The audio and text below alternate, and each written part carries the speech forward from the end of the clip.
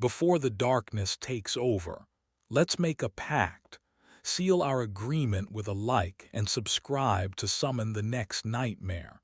I have silenced the world for you. No interruptions after minute 15.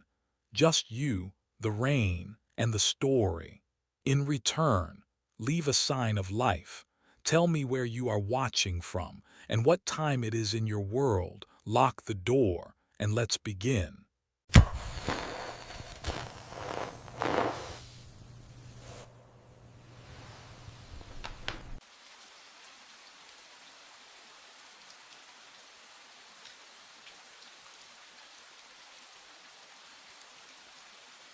I counted 16 people. There should have been 15. I ran the numbers twice, standing at the edge of Blackridge Dark Sky Preserve with my clipboard rattling in the night wind. Pine needles crunched beneath my boots. 15 registered attendees for the Perseid Meteor Shower Tour, but 16 bodies scattered across the field, silhouettes hunched over telescopes, breath misting in the August cold.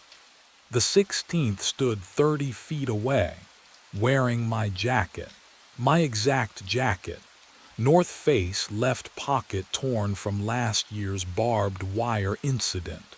He held something slim and red in his hand, my laser pointer, the one currently clipped to my belt. Can you imagine that? Seeing yourself across an empty field at 2 in the morning, I walked toward him. Gravel crunched too loud. He turned and oh, God, his face was mine but older, decades older. Scars carved lines across his cheeks, geometric patterns that caught the starlight. When he exhaled, his breath came out in a visible cloud despite the mild temperature. It smelled wrong, metallic, like sucking on old coins. "You need to leave," he said. His voice was mine, eroded by exhaustion. "All of you, 237, you have 53 minutes. What are you, meteorite impact, center of the field?"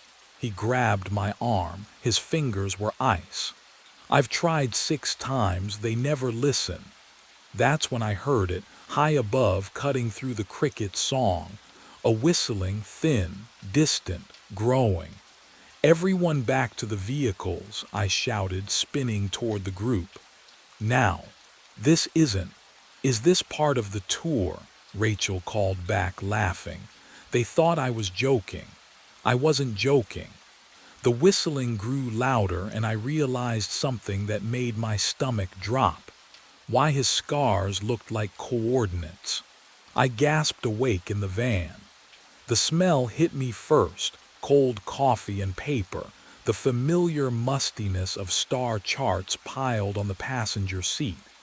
My hands trembled against the steering wheel. Outside, voices drifted through the darkness. Cheerful casual, setting up tripods, adjusting telescope mounts. No, no, no, no, I pressed my palms against my chest, my stomach, my face, skin intact. No burns, no blood. The screaming still echoed in my skull. That high, horrible whistling, and then the impact, the flash that turned night into white fire. But my body bore no evidence of what I'd just lived through. The dashboard clock read 1:45 a.m. I stumbled out. The field stretched before me exactly as it had an hour ago, or would be in 52 minutes. Rachel was crouched beside her telescope, breath misting in the October air. Keith argued with someone about parking angles. Melissa adjusted her camera strap. "Alive, all of them alive. We have to leave." My voice cracked. "Right now, all of you." Rachel looked up. "Derek, you okay? There's going to be an impact." 237. A meteorite, I've seen it, Whoa, hey. Keith stepped closer, hands raised like I was a spooked animal. "What ray you talking about?" How do you explain dying? How do you make someone believe they have 51 minutes left unless they run? Please. I hated the tremor in my voice, the desperation leaking through. I know how this sounds, but you have to trust me. Derek. Rachel's tone shifted, softer now. Concerned, the way you'd speak to someone fragile. Did you hit your head or something? I'm not. The words died in my throat. Because at the field's edge where pine shadows bled into starlight, something moved. A figure, watching. And I recognized the jacket it wore. I waited at the tree line. But the figure never came. No duplicate, no scarred face. Just wind through the pines and the smell of sap mixed with something sharp I couldn't name. I circled the field twice, pulse hammering against my ribs, but found only Rachel adjusting her telescope and Keith laughing at something on his phone. The absence felt worse than the presence. I forced myself to breathe, to wait. Maybe this time would be different. Maybe without the other me, without the panic, I could simply convince them to leave before 2:37. But when I approached at 2:15, voice steady, hands open, Rachel cut me off. Derek, we talked about this. Please just listen. No, Keith stepped closer, phone already out. I'm calling someone, you need help. The cold air bit through my jacket, not his. What would you do if no one believed the truth clawing up your throat? At 2:20, I stopped asking. I grabbed Melissa's arm, thin fabric bunching under my fingers, and pulled. She screamed. Keith tackled me into frozen grass that crunched like teeth, and I tasted copper and dirt. I kicked free, lunged for Rachel, dragged her 3 steps before hands yanked me backward. You're insane, Keith's voice sounded, delayed, like an echo arriving too late. They held me down. I stopped fighting at 2:35. Just watched the stars overhead, tried to memorize constellations I'd never see again. At 2:37, the sky didn't fall. It tore. A sound like fabric ripping, but vast. So vast it vibrated in my bones. Light flooded the field, white and hungry, turning shadows inside out. Heat slammed into my face. Someone was screaming my name, but the syllables stretched and warped, and darkness swallowed the light. I woke screaming in the van, dashboard clock glowing 1:45, and the screaming wouldn't stop because the sound was coming from me. But this time, my hands were shaking for a different reason. I stopped screaming after the first minute. 1:45, again. The van smelled like cold coffee and my own sweat. My hands, oh God, my hands wouldn't stop shaking. I grabbed the clipboard from the passenger seat, metal clip cold against my palm, and started writing. Everything, every single detail I could remember. Rachel arrives first. Blue parka. Sets up telescope northeast corner. Keith second, red flashlight, argues about parking. Melissa third. I wrote faster, the pencil scratching rhythm keeping me sane. If I documented everything, I could find the pattern. I could fix this. By 2:15, I'd filled 3 pages. The group moved like actors following a script I'd memorized. Rachel adjusted her tripod. Keith complained about the cold. Melissa attached her camera. I checked my notes, checked the field, checked again. And that's when I saw it. Rachel's telescope had a scratch along the left side of the barrel, a thin white line catching starlight. I stared at it, my chest tightening. That scratch. It hadn't been there before, I was certain. 3 loops of watching her set up that exact telescope, and the scratch was new. "Everything okay, Derek?" Rachel's voice cut through my thoughts. "Your telescope," I said, stepping closer. "When did you scratch it?" She frowned, running her finger along the mark. "Oh, that happened last week when Keith." His voice behind me. "Keith, you mentioned your wife earlier." He turned, breath misting in the frigid air. "Yeah.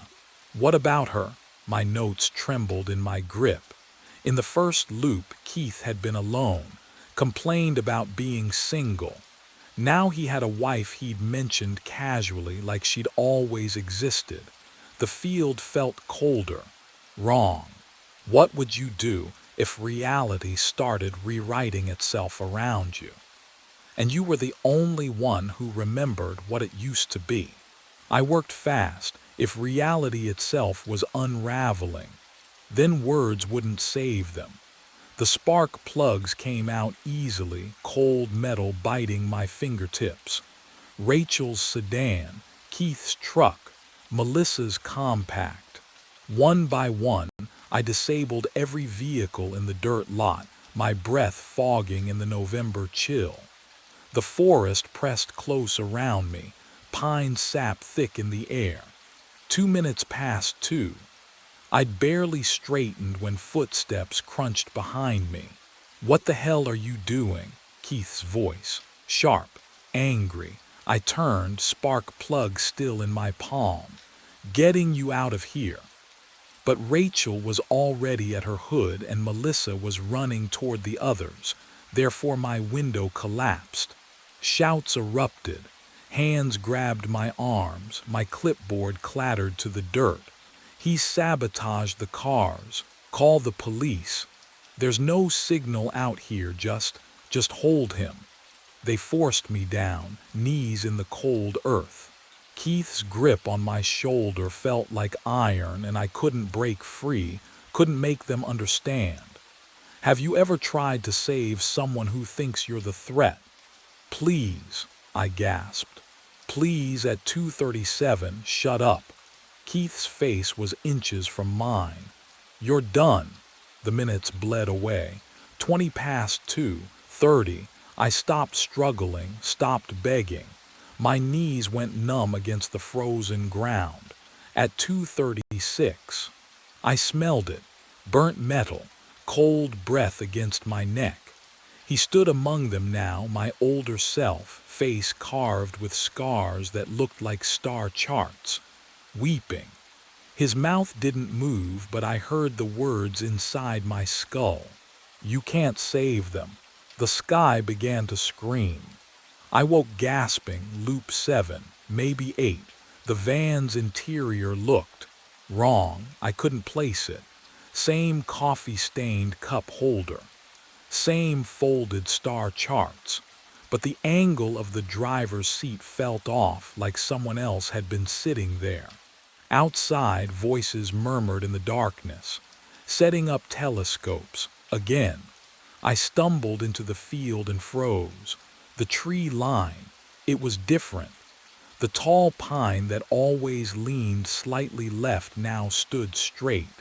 A cluster of birches had vanished entirely, replaced by dense undergrowth that looked decades old. Had they always been there? My memory felt like wet paper tearing at the edges. "Derek, you okay?" Rachel's voice. I turned. Her face, wasn't it? Same dark hair pulled back, same concerned eyes, but her jawline seemed sharper, cheekbones higher. Or had I simply forgotten what she really looked like? "Yeah," I managed. "Just tired." Keith walked past, lugging equipment. His wedding ring caught the moonlight. He'd been married in loop 4, single in loop 2. I couldn't remember anymore what was real. Can you imagine losing track of people's faces, of trees, of your own memories? The cold hit differently tonight, bit deeper. I checked my watch, 1:53, still early. Maybe I could. Then I smelled it. Burnt metal. Sharp and nauseating like inhaling copper shavings. The temperature dropped so fast my breath turned to fog. He stood at the field's edge, my older self, already. It wasn't even 2 o'clock yet. His scars looked deeper, fresh, weeping. His mouth opened. You're becoming, cold breath washed over me, tasted like blood and electricity. I looked down at my hands. Thin white lines traced across my palms. New scars forming as I watched. The same pattern that covered his ruined face. And I understood with absolute certainty what those coordinates meant. I stepped out of the van and saw myself standing by the tree line. 3 of me, all scarred, all wearing my jacket, my boots, my face carved with white lines that glowed faintly in the darkness. They stood at different points around the field's perimeter, motionless as fence posts, eyes fixed on nothing. My palms burned where the scars had appeared an hour ago, or a lifetime ago. I couldn't tell anymore. Rachel walked past the nearest one, tripod slung over her shoulder. She didn't flinch, didn't even glance at him. "Rachel," I called, my voice cracking. "Do you see? Derek, hey," she smiled, adjusting her telescope case. "You okay? You look pale." The version of me standing 12 feet behind her didn't move, didn't breathe. His chest was perfectly still and frost crept across his collar despite the August heat. "There's someone," I pointed. She turned, looked directly at him, through him. "Just us night owls," she said, already walking away toward her usual set-up spot. I approached the nearest duplicate slowly, my boots crunching gravel that his feet made no sound on. Up close I could smell it, that burnt metal odor, thick as smoke. His scars formed patterns I'd started to recognize, coordinates, dates, times. "Who are you?" I whispered. His eyes didn't shift, didn't blink. I reached out. My fingers passed through cold air 6 inches from his shoulder, and pain shot up my arm like frostbite. I jerked back, gasping.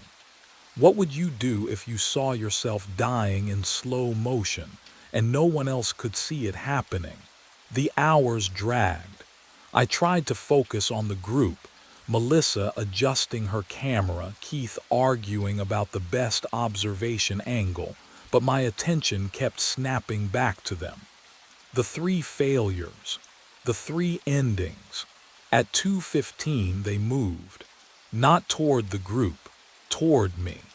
Their footsteps made no sound, but I felt them, vibrations through the earth that matched my own heartbeat.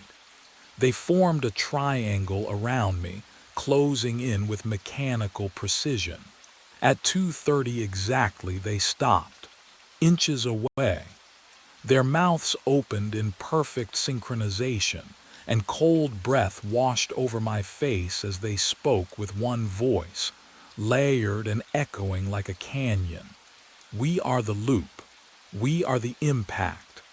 The scars on their faces began to glow brighter, and I felt my own skin splitting open to join them. The pain stopped. I stumbled backward, but the 3 versions didn't follow. They remained motionless, arranged in a perfect triangle around me. The luminescence faded from their scars. My own skin sealed itself. No blood, no wound. Just thin white lines etched across my forearms like fresh burns. I could still hear Rachel calling telescope coordinates behind me. She hadn't noticed anything. None of them ever did. My hands trembled as I lifted my right arm toward the starlight. The scars weren't random. I'd been so focused on surviving, on warning, on evacuating. But these marks formed patterns. Angles, degrees, minutes, seconds, celestial coordinates. 20 years of guiding meteor showers and I'd never seen it. The oldest version's face. Those deep grooves I thought were just trauma. They mapped a section of sky. I turned to the nearest duplicate, forcing myself to look closely at the marks carved into his cheek. Right ascension, declination, precise measurements. Would you believe me if I told you my own scars itched in response?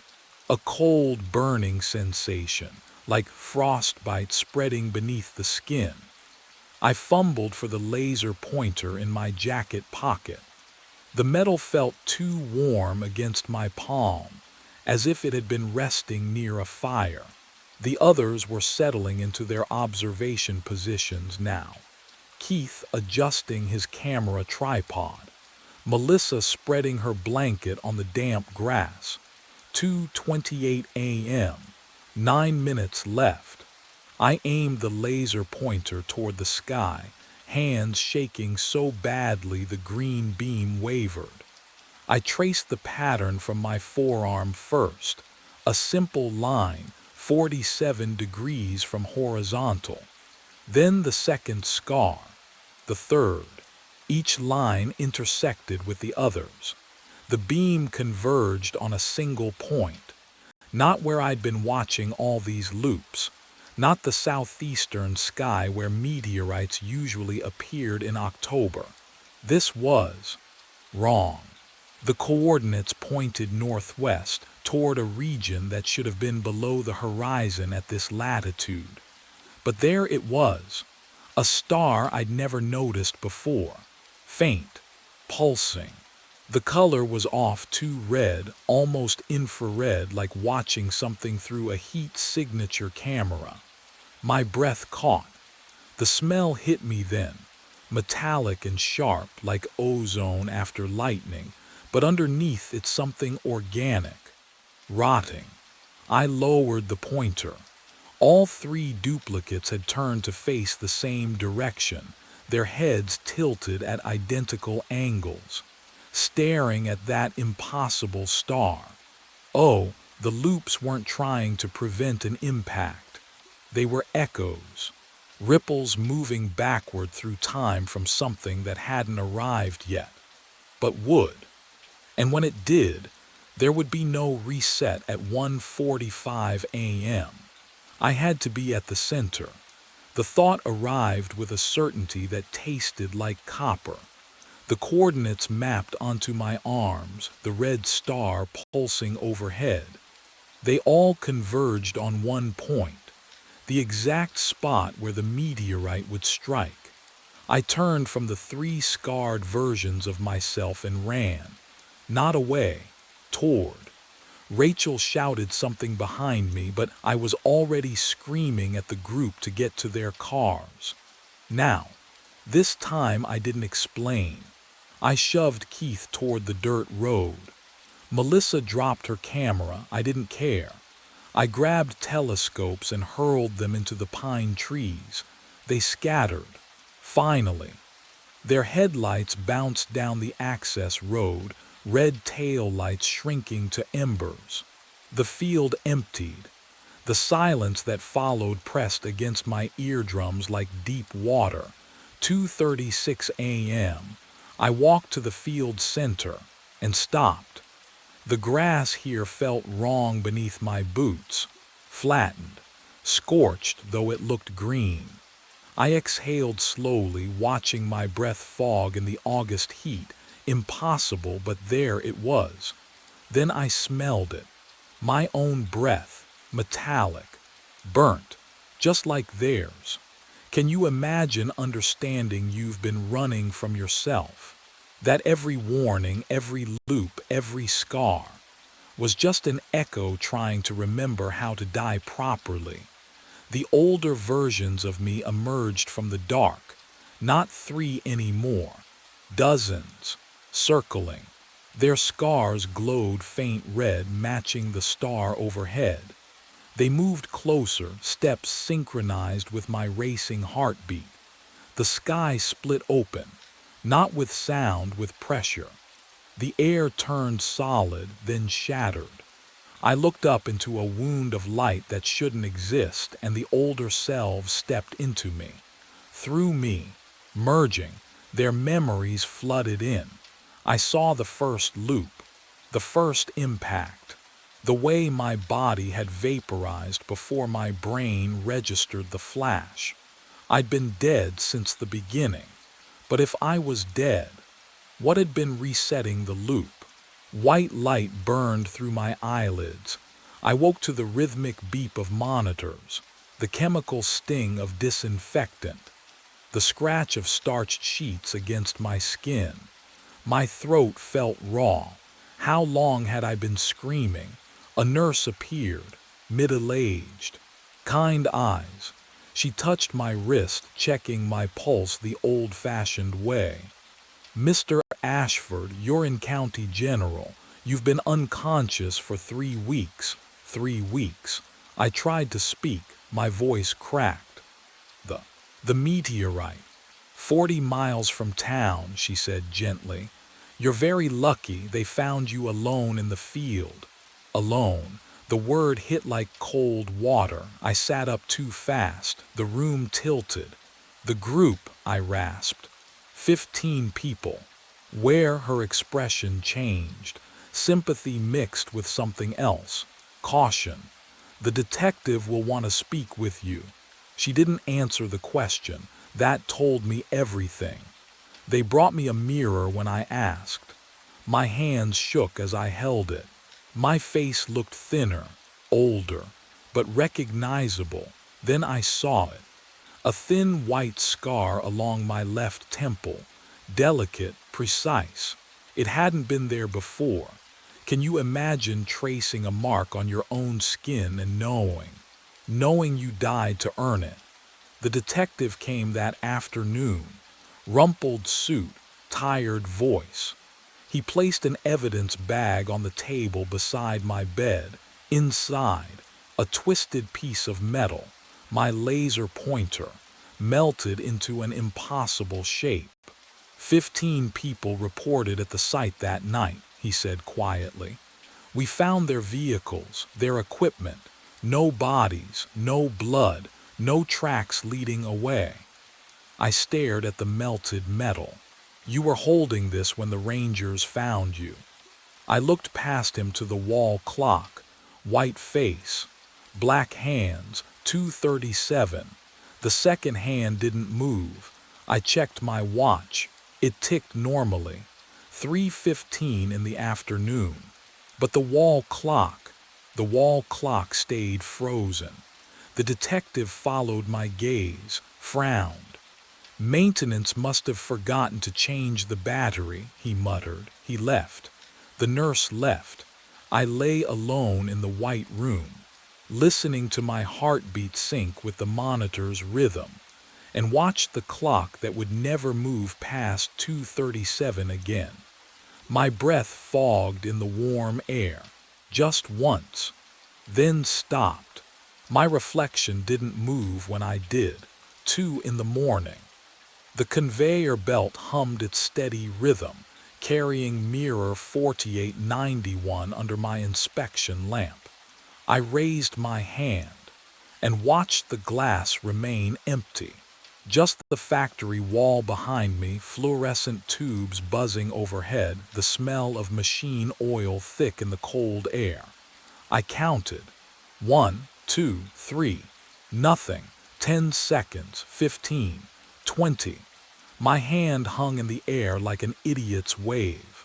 The clipboard felt slick with sweat against my palm, but I couldn't look away from that empty glass. Can you imagine standing there, watching a mirror refuse to see you? 30 seconds. Then he moved. My reflection, no, not mine anymore. It raised its hand slowly, deliberately, but the other hand gripped a wrench, chrome handle, rubber grip. I'd never touched the toolbox tonight, hadn't needed to. The figure in the glass turned away from me, walked toward something behind itself. A door, gray metal, push bar across the middle. Emergency exit markings I'd seen 1,000 times, except we didn't have an emergency exit on that wall, just concrete and circuit breakers. My reflection pushed the bar. The phantom door swung open onto darkness. He stepped through and vanished. The mirror went black, not reflecting black, just empty like switched-off glass. I spun toward the conveyor belt. The next mirror rolled past. Empty. The next. Empty. 20 mirrors on the line, and every single one showed nothing but the factory behind me. Then I heard it. Footsteps behind me. Boots on concrete, matching my rhythm exactly. But I wasn't moving. 3 weeks earlier, I didn't know what I'd become. 11 p.m. The conveyor belt rumbled to life beneath fluorescent lights that hummed like dying wasps. I clocked in, grabbed my clipboard from the metal desk, and walked to my station at the quality control line. 20 mirrors per hour. 8 hours. Alone. The factory smelled like machine oil and cold concrete. November air seeped through cracks in the loading dock doors, raising goosebumps on my forearms. I preferred the isolation. No small talk. No questions about why Diane left or why I never saw Emmy anymore. Mirror number 4719 rolled past my inspection lamp. I leaned in, checked the edges for imperfections. The surface was flawless, commercial grade, destined for some hotel bathroom or department store. I blinked to refocus my eyes under the harsh light. My reflection blinked back. 1 second late, I froze, waited. Blinked again deliberately, counting in my head. 1 Mississippi. Then my reflection's eyelids dropped and rose. The lag was impossible. Light it doesn't wait. I marked the clipboard with a red X defective. Moved it off the line. The next mirror arrived. I waved my hand left to right, watching. The delay happened again. 1 second behind. And the next mirror, same thing. I checked 12 mirrors in a row, my heart climbing into my throat. Every single one showed me my own face, my own movements. But delayed. Like watching myself on a television broadcast with bad lag. The conveyor belt's rhythm felt suddenly wrong, too slow, dragging each mirror past me like evidence I didn't want to see. What would you do? Call your supervisor at midnight over a timing trick your exhausted brain invented. I marked them all defective. I told no one. But that night, as I drove home through empty streets at dawn, I couldn't shake the feeling that my reflection had been studying me just as carefully as I'd been watching it. By the 7th night, I counted to 3. 1, 2, 3. Then my reflection moved. The lag had been growing since that first shift, creeping forward like frost across glass. 7 nights of inspecting mirrors alone while the factory slept around me. And now the delay stretched long enough to feel deliberate. I raised my hand at 11:42 p.m. beside mirror number 5006. The conveyor belt hummed its endless rhythm, rollers clicking against metal, but my reflection stood motionless in the glass. Waiting. 1, 2, 3. It raised its hand. The cold hit me then, not the usual chill of concrete floors and poor insulation, but something else. Something that settled in my chest like water in my lungs. I exhaled and watched the fog of my breath hang in the air longer than it should. The break room coffee tasted like rust. I sat alone at the chipped formica table at 1:15 a.m., staring at the vending machine's dull glow. My phone vibrated. Diane's name lit the screen. I let it ring. What would I even say? That I was losing time between myself and my own image. That mirrors were breaking the speed of light in an Ohio factory that smelled like machine oil and 40 years of defeat. The voicemail chime beeped. I didn't listen. On the table sat a casserole dish wrapped in aluminum foil, still warm when I'd found it on my desk 2 hours ago. Brenda from day shift. She always left food. Lasagna, pot roast, things that required care to make. Things that said someone noticed I existed. I peeled back the foil enough to see the congealed cheese on top, then covered it again. I couldn't eat. Couldn't remember the last time I'd been hungry. The fluorescent lights above me flickered once, twice. When you work nights long enough, you stop expecting anyone to fix things like that. Management didn't care what happened between 11 p.m. and 7 a.m. as long as the mirrors kept moving down the line and someone marked them good or defective. That someone was me. Only me. Roy Tennant had hired me 6 months ago with a handshake that lasted half a second and a gruff comment about liking guys who didn't talk much. Perfect for graveyard shift, he'd said. No distractions. He was right. I hadn't spoken to another human face to face in. How long? Days. Brenda's shift ended at 3 p.m. Mine started at 11. We existed in separate worlds, connected only by casseroles I wouldn't eat and notes I never wrote back. The factory felt colder when I returned to my station. I checked the thermostat on the wall, 62 degrees, same as always. But my fingers felt numb anyway. Mirror number 5019 waited on the belt, reflecting the overhead lights, reflecting me. I moved my hand left. 1, 2, 3. My reflection moved left. I stepped closer to the glass, close enough to see the bloodshot whites of my own eyes, and something shifted in my chest. That thing you feel when you're certain someone's watching you, except I was watching myself, wasn't I? Just myself. But the reflection's gaze felt heavier than it should, like it was taking me in, recording me. Can you imagine seeing your own face and not recognizing the intention behind the eyes? I stepped back. The reflection stepped back 3 seconds later, and in that gap between action and echo, I understood something I hadn't wanted to admit. I wasn't inspecting mirrors anymore. I was being inspected.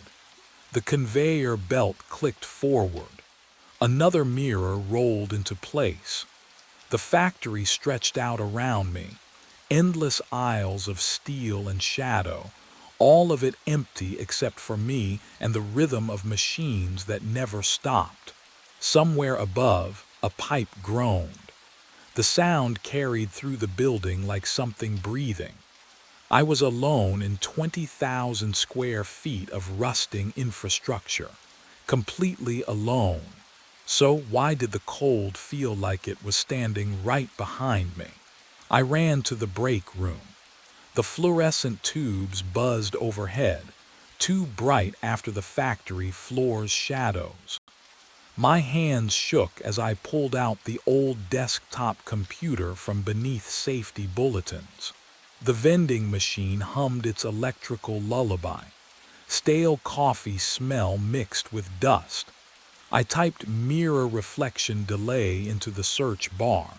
Folklore, superstitions, vampires lacking reflections, covering mirrors after death, old wives' tales about souls trapped in glass. Nothing.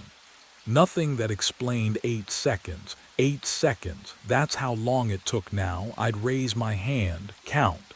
1 Mississippi, 2 Mississippi, 3, 4, 5, 6, 7, 8. Then my reflection would raise its hand, movements identical but devastatingly delayed, like watching a stranger wearing my face. I scrolled deeper. Page 3 of search results. Page 4. My eyes burned. Then I saw it, a scanned newspaper archive. Local section, 1987. Worker vanishes from Great Lakes Mirror Manufacturing.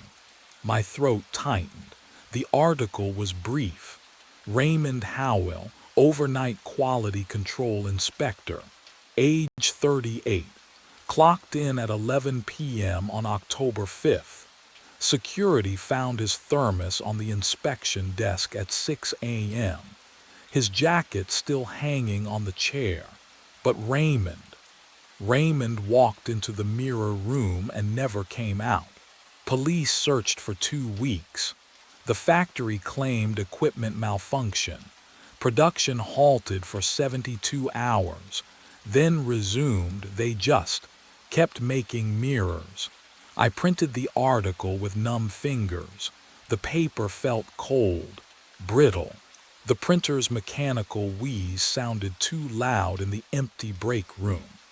I stared at Raymond Howell's grainy photograph, a man with tired eyes and thinning hair. He looked like me. My reflection appeared in the break room's small mirror by the door, still, watching. It hadn't moved when I stood up, but its lips were moving, forming words I couldn't hear. I needed to know if Raymond Howell was the first. The basement stairs groaned under my weight, each step louder than my breathing. Management never came down here. Nobody did. The smell hit me halfway down, mildew and rust, thick enough to taste.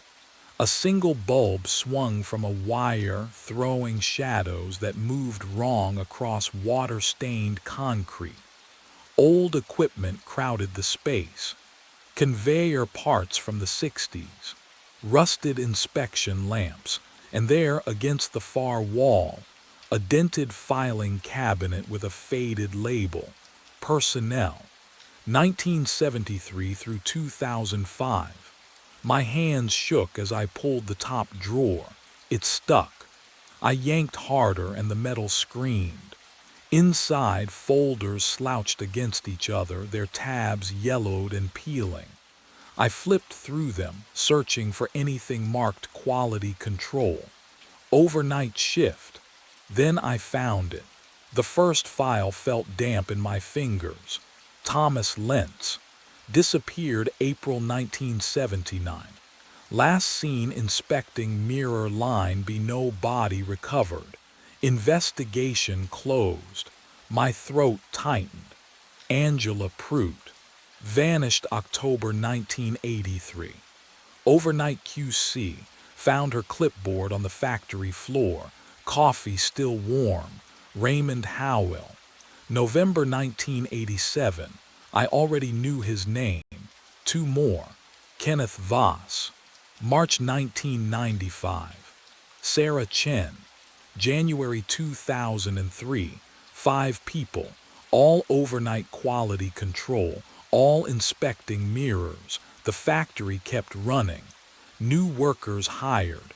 Roy had been supervisor since. I checked his file. 1998. He knew. Oh God, he knew. I pulled out my phone with trembling hands and photographed every page. The flash lit up the basement like lightning. For just a second, I saw something in the corner behind me, a shape that shouldn't exist in an empty room. When I lowered the phone, the corner was dark again.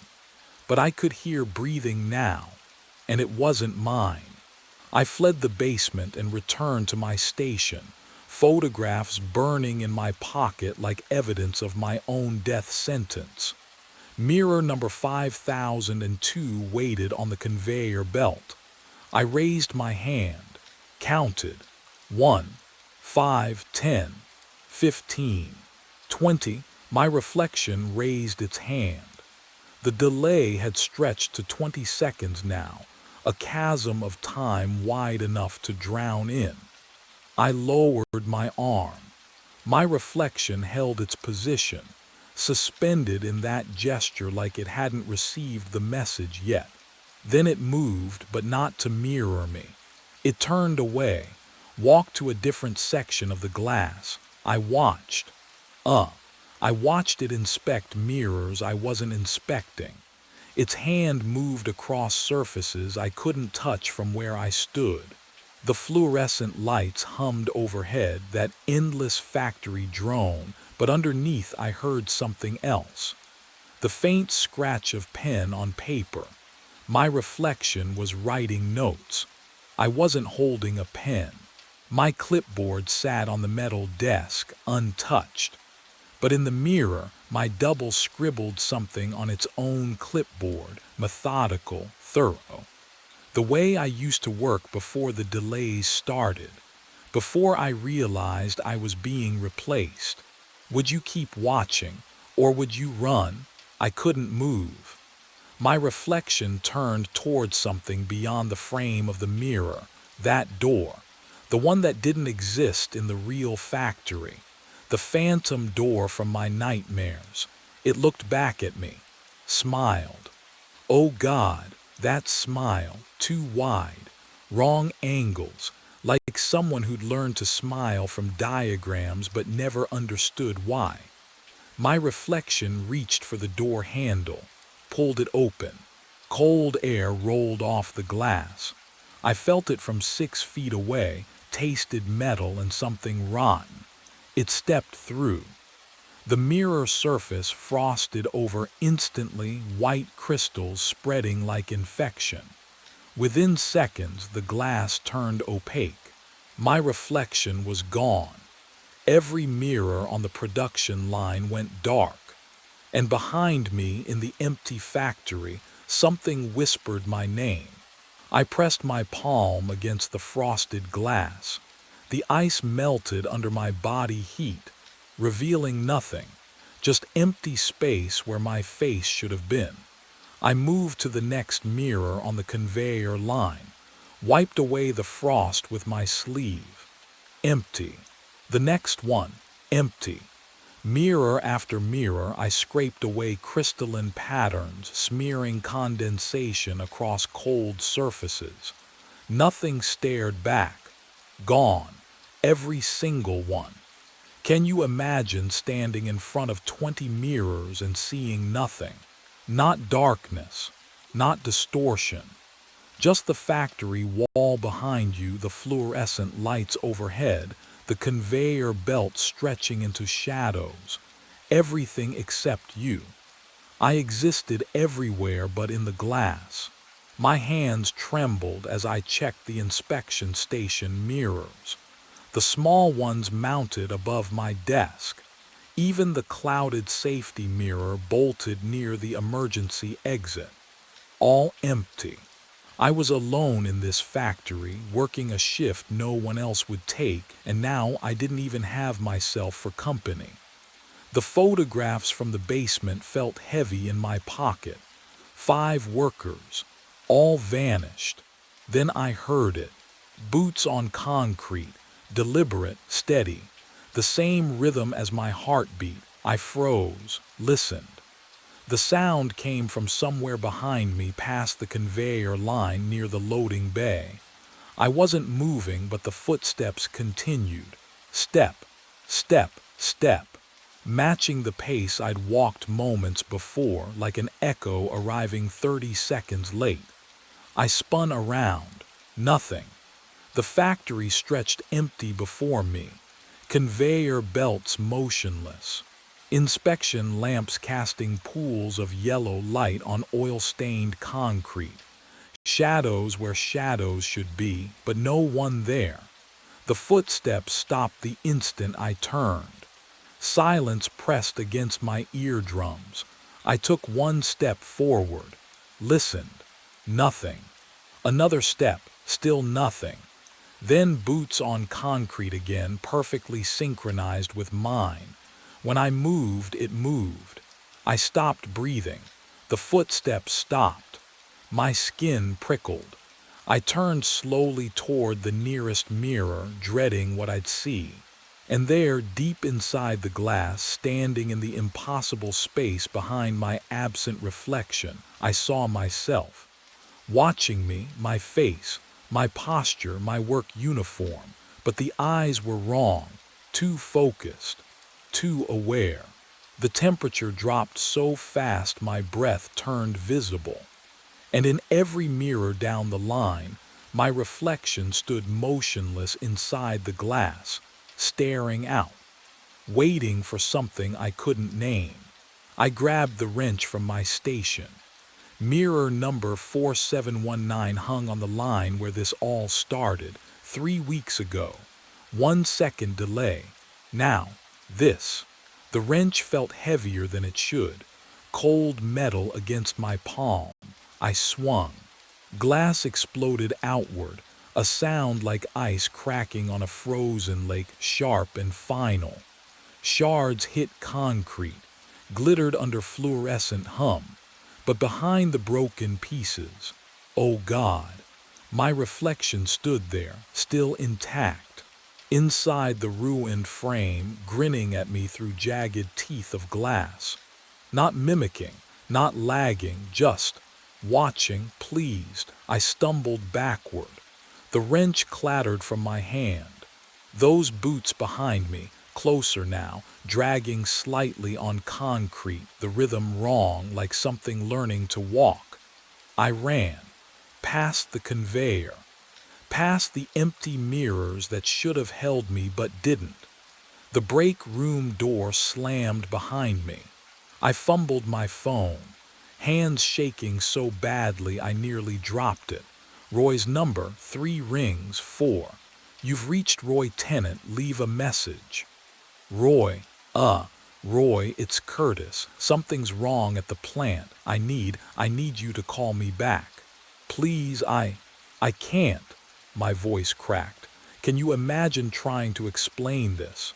Trying to sound sane when you've just seen yourself grin from inside broken glass. I hung up, tried again. Voicemail. The vending machine hummed. The coffee maker ticked as it cooled. Normal sounds. But the air smelled wrong, metallic, like ozone before a storm. I had to leave. Now, the side exit first. I hit the push bar. Nothing. Locked.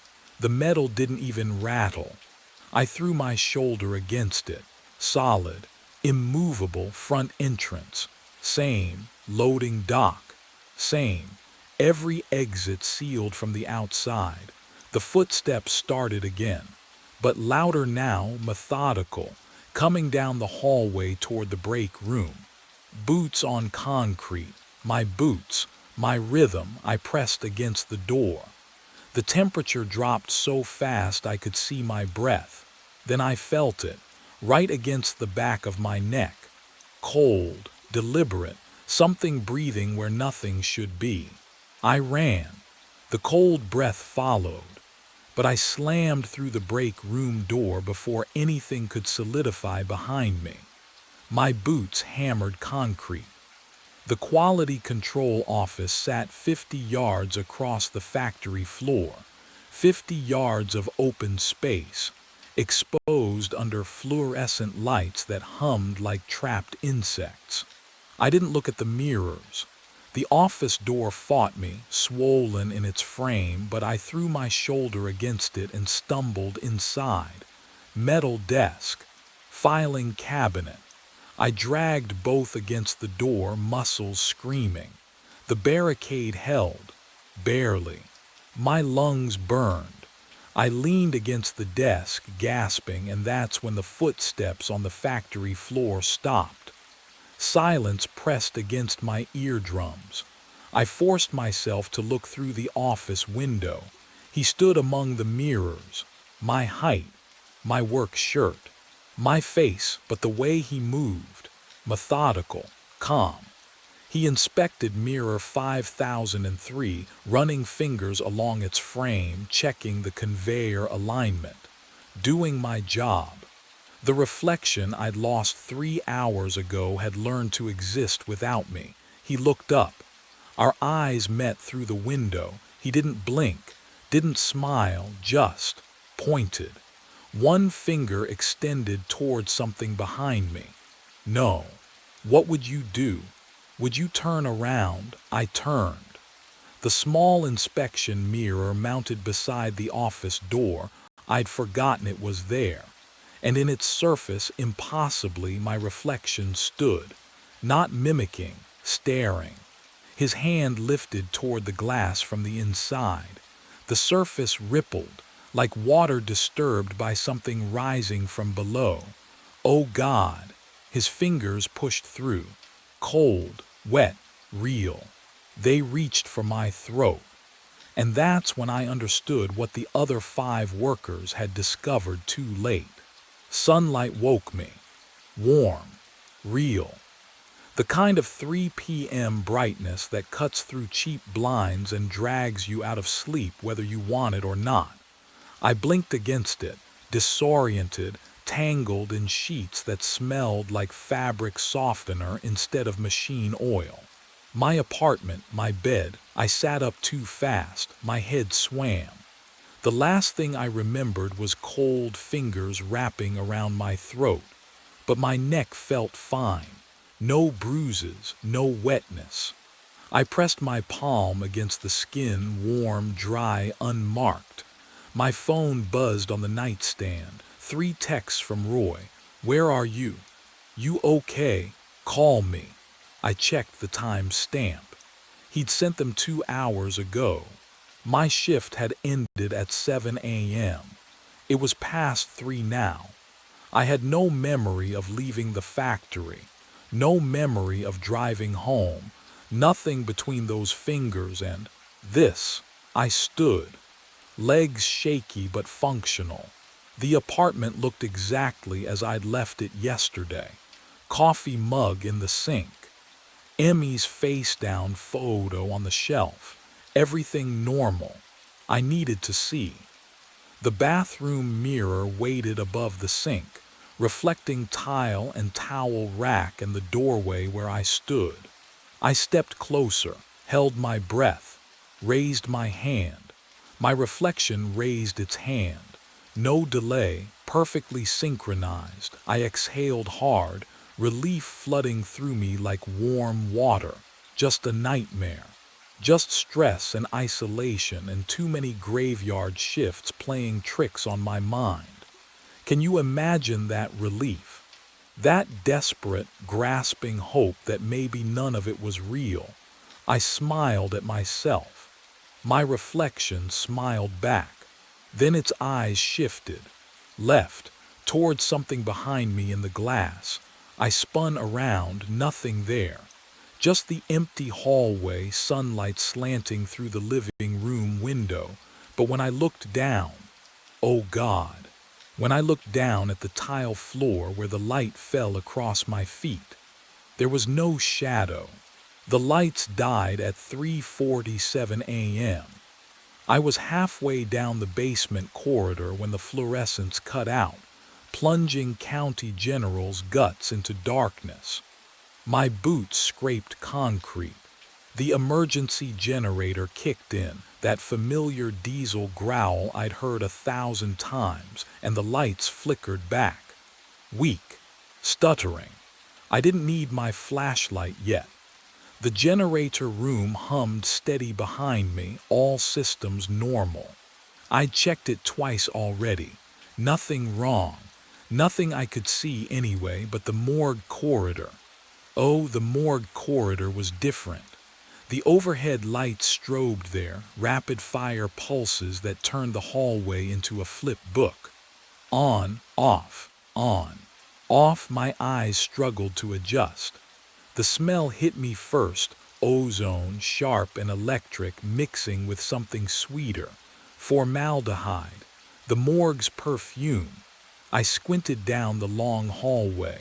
Metal drawer handles lined both walls, catching light with each flicker. On, off, on, someone stood at the far end. My chest tightened. I froze mid-step.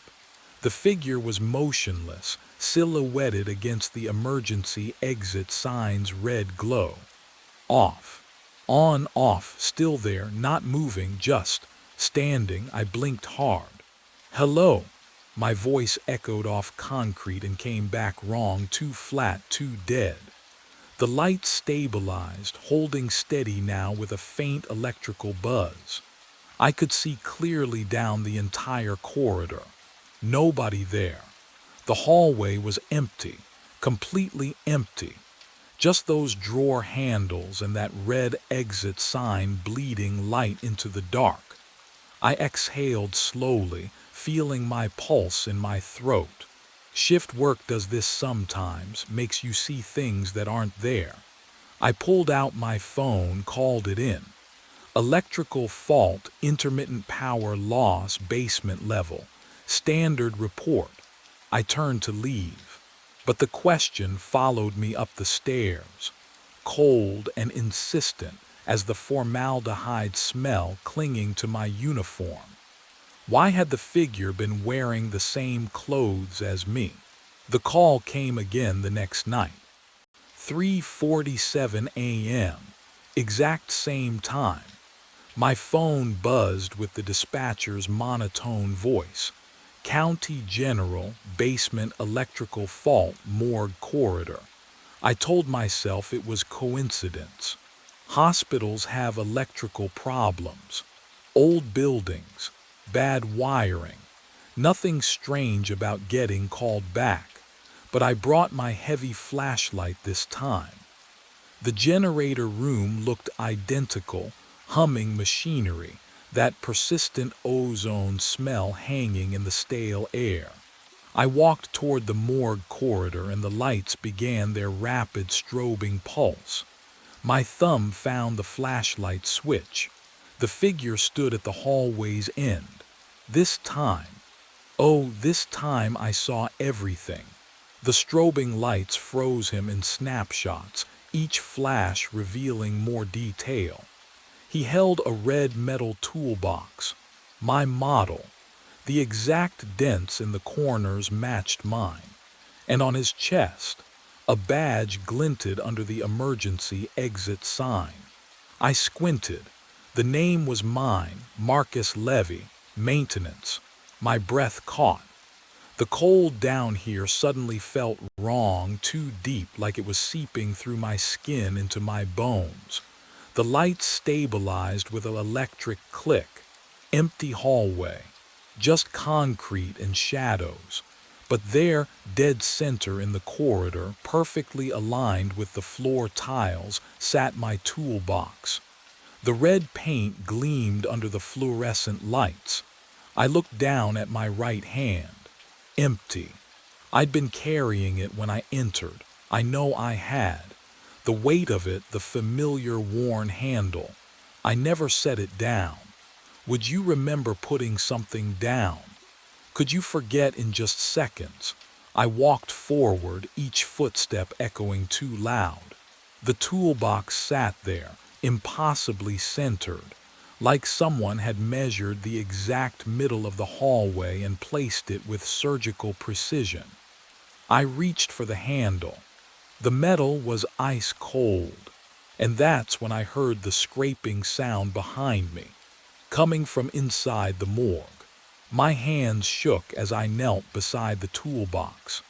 The latches clicked open, metal so cold it burned my fingertips. Inside, nestled between the screwdrivers and wire strippers I'd used for 20 years, lay a single hospital toe tag. White plastic, black ink, my full name printed in block letters, Marcus David Levy. I lifted it, and my breath stopped. Today's date, December 17th. Time of death, 4:15 a.m. My watch read 4:09, 6 minutes. What would you do? Hold a tag with your name, your death, counting down like a timer you can't shut off. I wanted to laugh, to scream. The sound caught in my throat came out as a choked gasp that echoed down the corridor. The fluorescent lights died. Total darkness swallowed the hallway, so complete I couldn't see my hands in front of my face. The generator hum continued, steady as a heartbeat, but no power reached the lights. I fumbled for my flashlight, dropped it, heard it clatter against concrete. Behind me, metal scraped against metal, slow, deliberate. The sound of a drawer sliding open on ancient rails. My fingers found the flashlight. I pressed the button, nothing, pressed again. The beam flickered once, twice, then held. I wasn't in the hallway anymore. I stood inside the morgue. The walls surrounded me, lined floor to ceiling with metal drawers. The formaldehyde smell was overwhelming now, chemical and sweet, coating the back of my tongue. One drawer gaped open at eye level, 3 feet away. Empty, dark.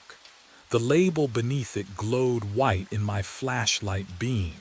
My name stared back at me. I stumbled backward. My spine hit cold metal, another drawer behind me. The impact sent vibrations through my ribs. I couldn't breathe, couldn't think. The label on the open drawer at eye level was crisp, white, unmistakable, Marcus Levy. No, I ran.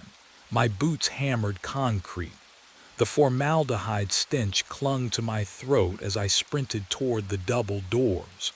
Behind me, nothing moved. No footsteps followed. Just the steady hum of the generator vibrating through the walls. I grabbed the door handle, twisted hard, locked. I yanked again. The metal wouldn't give. My shoulder rammed the door. Pain exploded through my collarbone, but the exit didn't budge. Hey, my voice bounced off tile and steel. Someone lock me in here, silence answered. What would you do, trapped in a morgue with your name on a drawer? My hands shook as I pulled out my phone. The screen glowed blue in the darkness. 3:47 a.m. I stared at the numbers. That wasn't right. My watch had shown 4:09 just minutes ago. 6 minutes until the time on the toe tag. 6 minutes until the phone screen didn't change. The digits stayed frozen. 3:47 a.m. Time had reset. I pressed my back against the locked door and slid down. My breathing was too loud, too fast. The generator's hum was the only other sound in the entire basement. No footsteps above, no voices, just machinery and my pulse hammering in my ears. Something white caught my eye near the far wall. I crawled toward it. Another toe tag lay on the floor. Different handwriting. Different date, October 9th, 2 years ago, but the time of death, 4:15 a.m., exactly the same. How many times had I died down here? I needed answers. The generator room. There had to be records. My boots echoed against concrete as I stumbled back down the corridor, past the morgue's closed doors, past the toolbox I didn't remember setting down. The generator room's metal door stood open. Fluorescent light spilled across scattered tools and oil-stained floor. The desk in the corner held a thick logbook, its spine cracked from use. I flipped it open. The pages smelled like old paper and machine grease. My handwriting filled every line. October 3rd, 3:47 a.m. Generator fault. Resolved 4:15 a.m. September 18th, 3:47 a.m. Generator fault. Resolved 4:15 a.m. July 9th, 3:47 a.m. Generator fault, resolved 4:15 a.m. The dates went back and back, page after page, my signature, my notes, identical times, identical reports. I turned faster, the pages rustling like wings, 2 years of entries, then three, all mine, all the same. I don't remember any of this. Not one single call. My hands shook as I traced the ink with my finger, cold. The letters felt cold. Footsteps, soft rubber soles on concrete. Someone was coming down the hallway. Relief flooded through me so fast I nearly collapsed. Another person.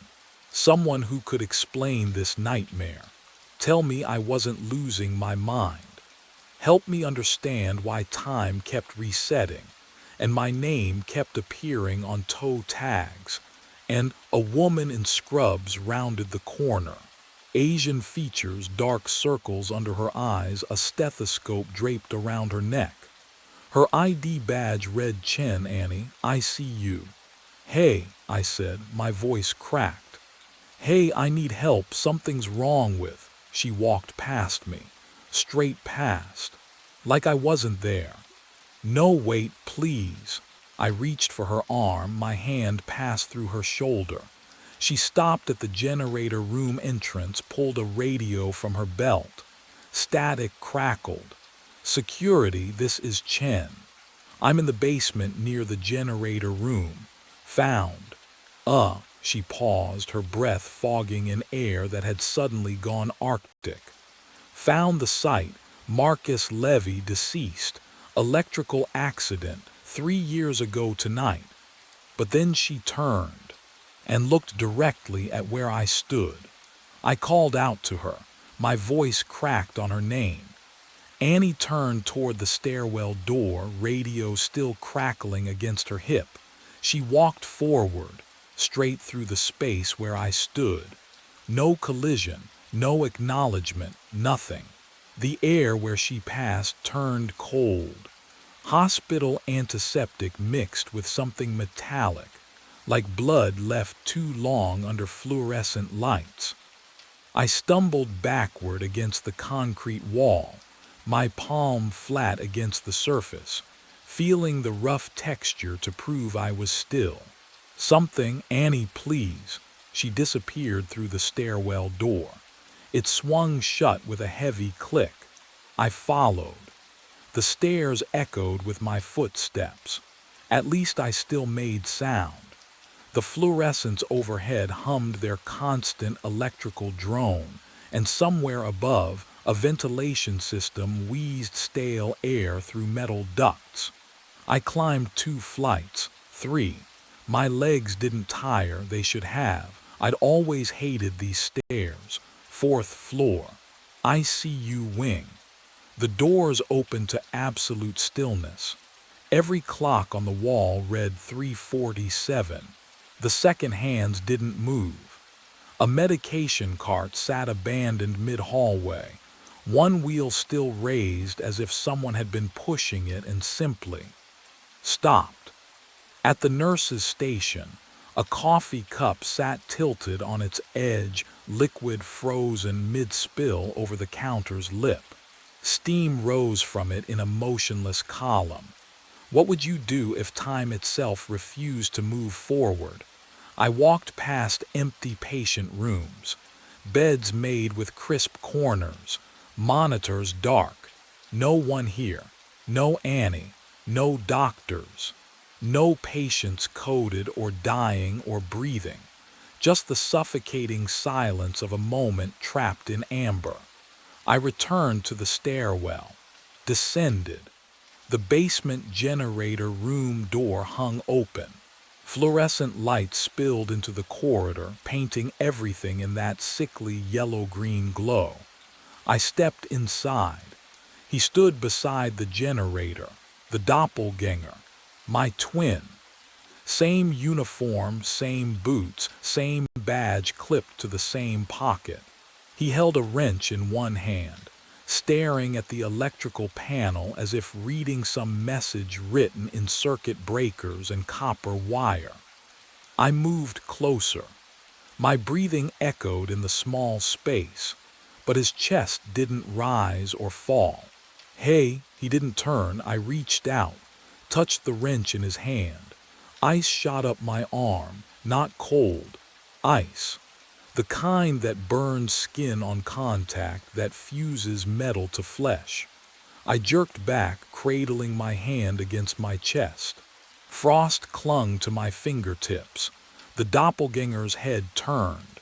Slowly, his face, my face, looked at me with eyes that held no recognition, no warmth, just the empty stare of something that had been waiting a very long time. If he was the ghost, then what was I? The cold spreads from my palm up my forearm. Not just cold, absence, like touching the void between stars. The doppelganger's empty eyes bore into mine, and suddenly I'm not in the generator room anymore. I'm in a delivery ward. Fluorescent lights buzz overhead. A nurse hands me a bundle, impossibly small, fingers like flower petals curling against my thumb. The clock on the wall reads 3:47 a.m. Sophia, I whisper. Her name tastes like morning, but the memory fractures, splinters.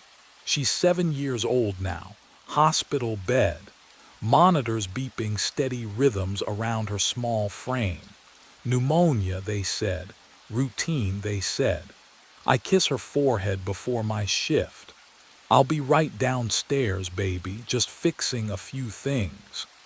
The generator hum drags me forward through time. 3 years ago, this basement, my phone vibrating against my hip, Frank's voice crackling through, power fluctuation on 4th floor ICU. They need you now. I remember checking the electrical panel. Just one more connection. 5 more minutes to stabilize the grid. Then the intercom, a nurse's voice urgent. Code blue, ICU bed 7, code blue. Bed 7, Sophia's bed. I remember my hand hovering over the breaker. The hospital needed power. The ICU needed power. She needed. Oh God, the ozone smell is sharper now, mixed with the phantom scent of antiseptic and fear sweat. I tried to bypass the damaged circuit. Faster. My hands shaking, stripping wires, twisting connections. 4:14 a.m. The breaker sparked. Electricity doesn't care about intention. It found the path through my wet gloves, through my chest, stopping my heart at exactly 4:15 a.m. The same minute the monitors upstairs went silent. I never left this basement, never held her hand, never said goodbye. The doppelganger still stares, wrench raised, frozen in the same task I died performing. And I finally understand what I've been doing every night since. The cold left my hand burning, but the memories, they stayed. I staggered backward, breath coming in shallow gasps. The doppelganger stood motionless beside the generator, tools still gripped in pale fingers. The fluorescent lights hummed overhead, the same lights that had flickered 3 years ago, the same generator that had refused to stay online. Then, oh God, then it spoke. You didn't save her, my voice, exactly my voice. Every inflection, every worn edge I'd heard in recordings, in voicemails I'd left for Sophia when she was at school. The sound crawled under my skin. You stayed down here, it continued, turning its head toward me. Slow, deliberate. The lights failed at 4:15 a.m., she coded. The generator's hum grew louder, drowning out my pulse. You heard the alarm through the intercom but kept working. I had. The memory crystallized now, sharp as broken glass. The crackle of static, Annie Chen's voice urgent over the speaker mounted above the breaker panel. Code Blue ICU Bed 7. Code Blue. And my hands.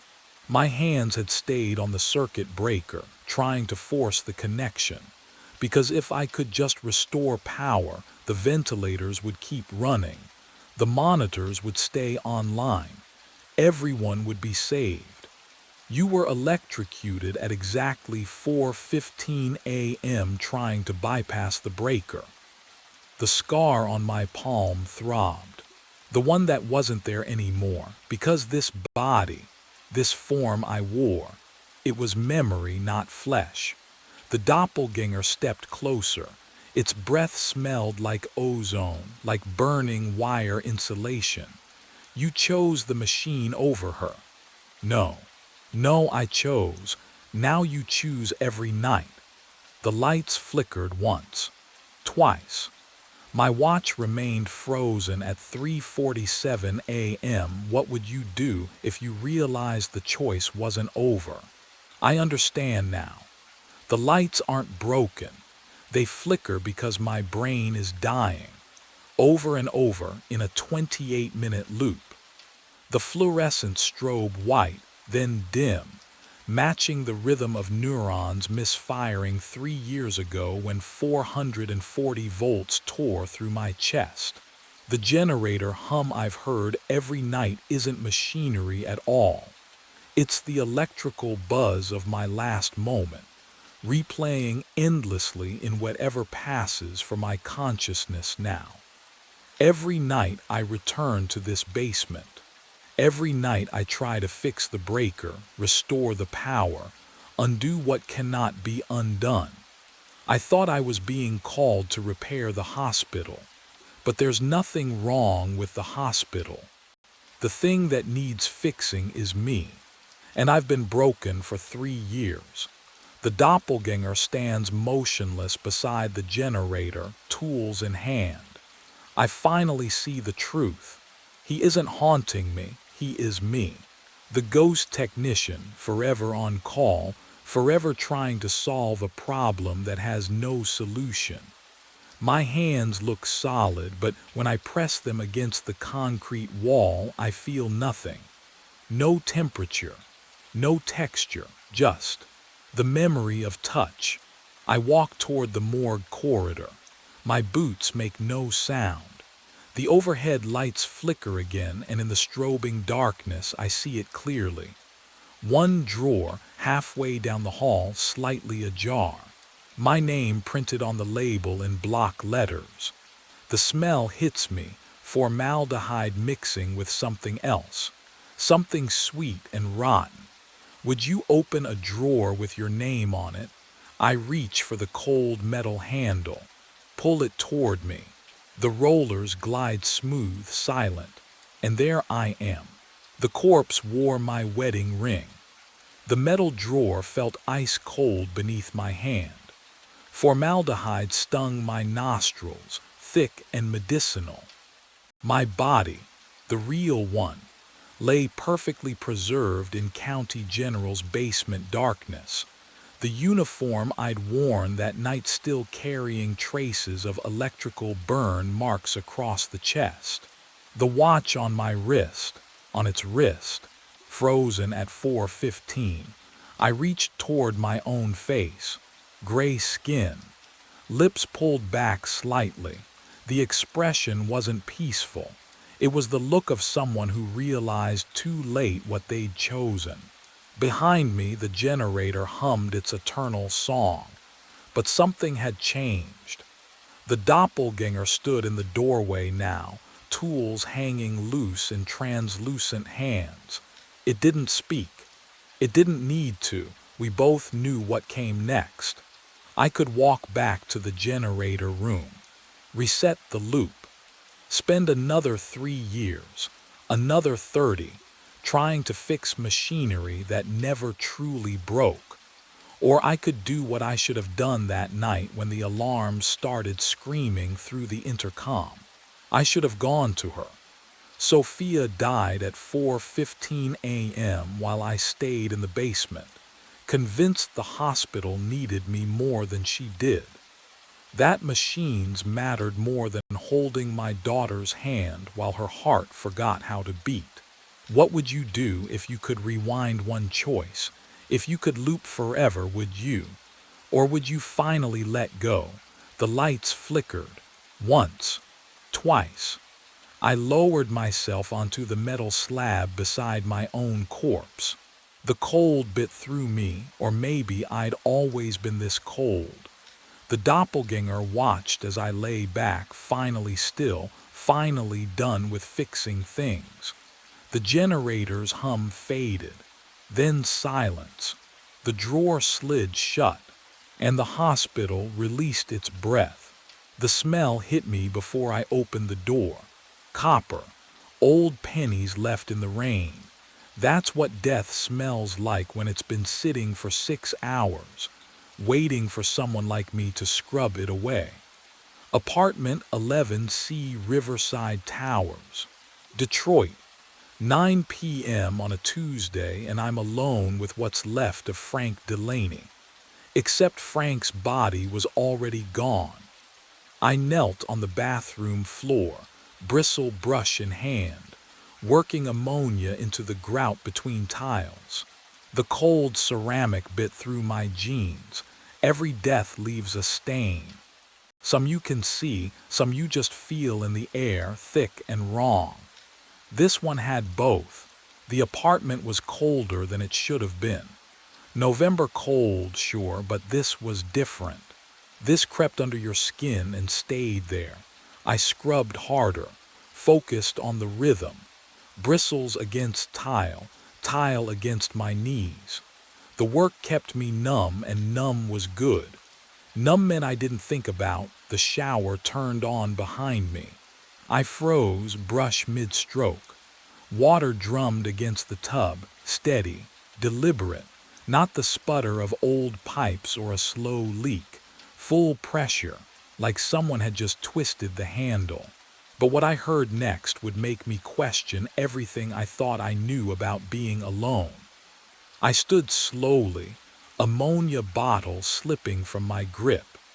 The steam was already rising, filling the small bathroom, clinging to the mirror above the sink. Thick, unnatural, too much steam too fast, and then, oh God, then I saw it. Words forming in the condensation. One letter at a time, finger drawn, I'm still here. My breath caught, I watched you arrive. The temperature dropped. My exhale came out in a white cloud. I can't leave until someone sees me. I spun toward the shower. No footprints on the tile. No shadow behind the curtain. The water. Can you feel this? The water was ice cold. I backed out of the bathroom. Fast. The steam clung to my jacket like wet fingers, and I needed air that didn't taste like someone else's terror. The living room offered no relief. The copper smell hit me stronger here, metallic and wrong, coating the back of my throat until I could almost taste blood. That's when I saw what had been done to my supplies. The bottles, the rags, the industrial scrub brushes I'd left on the tarp near the door. Someone had arranged them on the stained carpet in a perfect outline. Arms spread, legs slightly bent, head tilted left.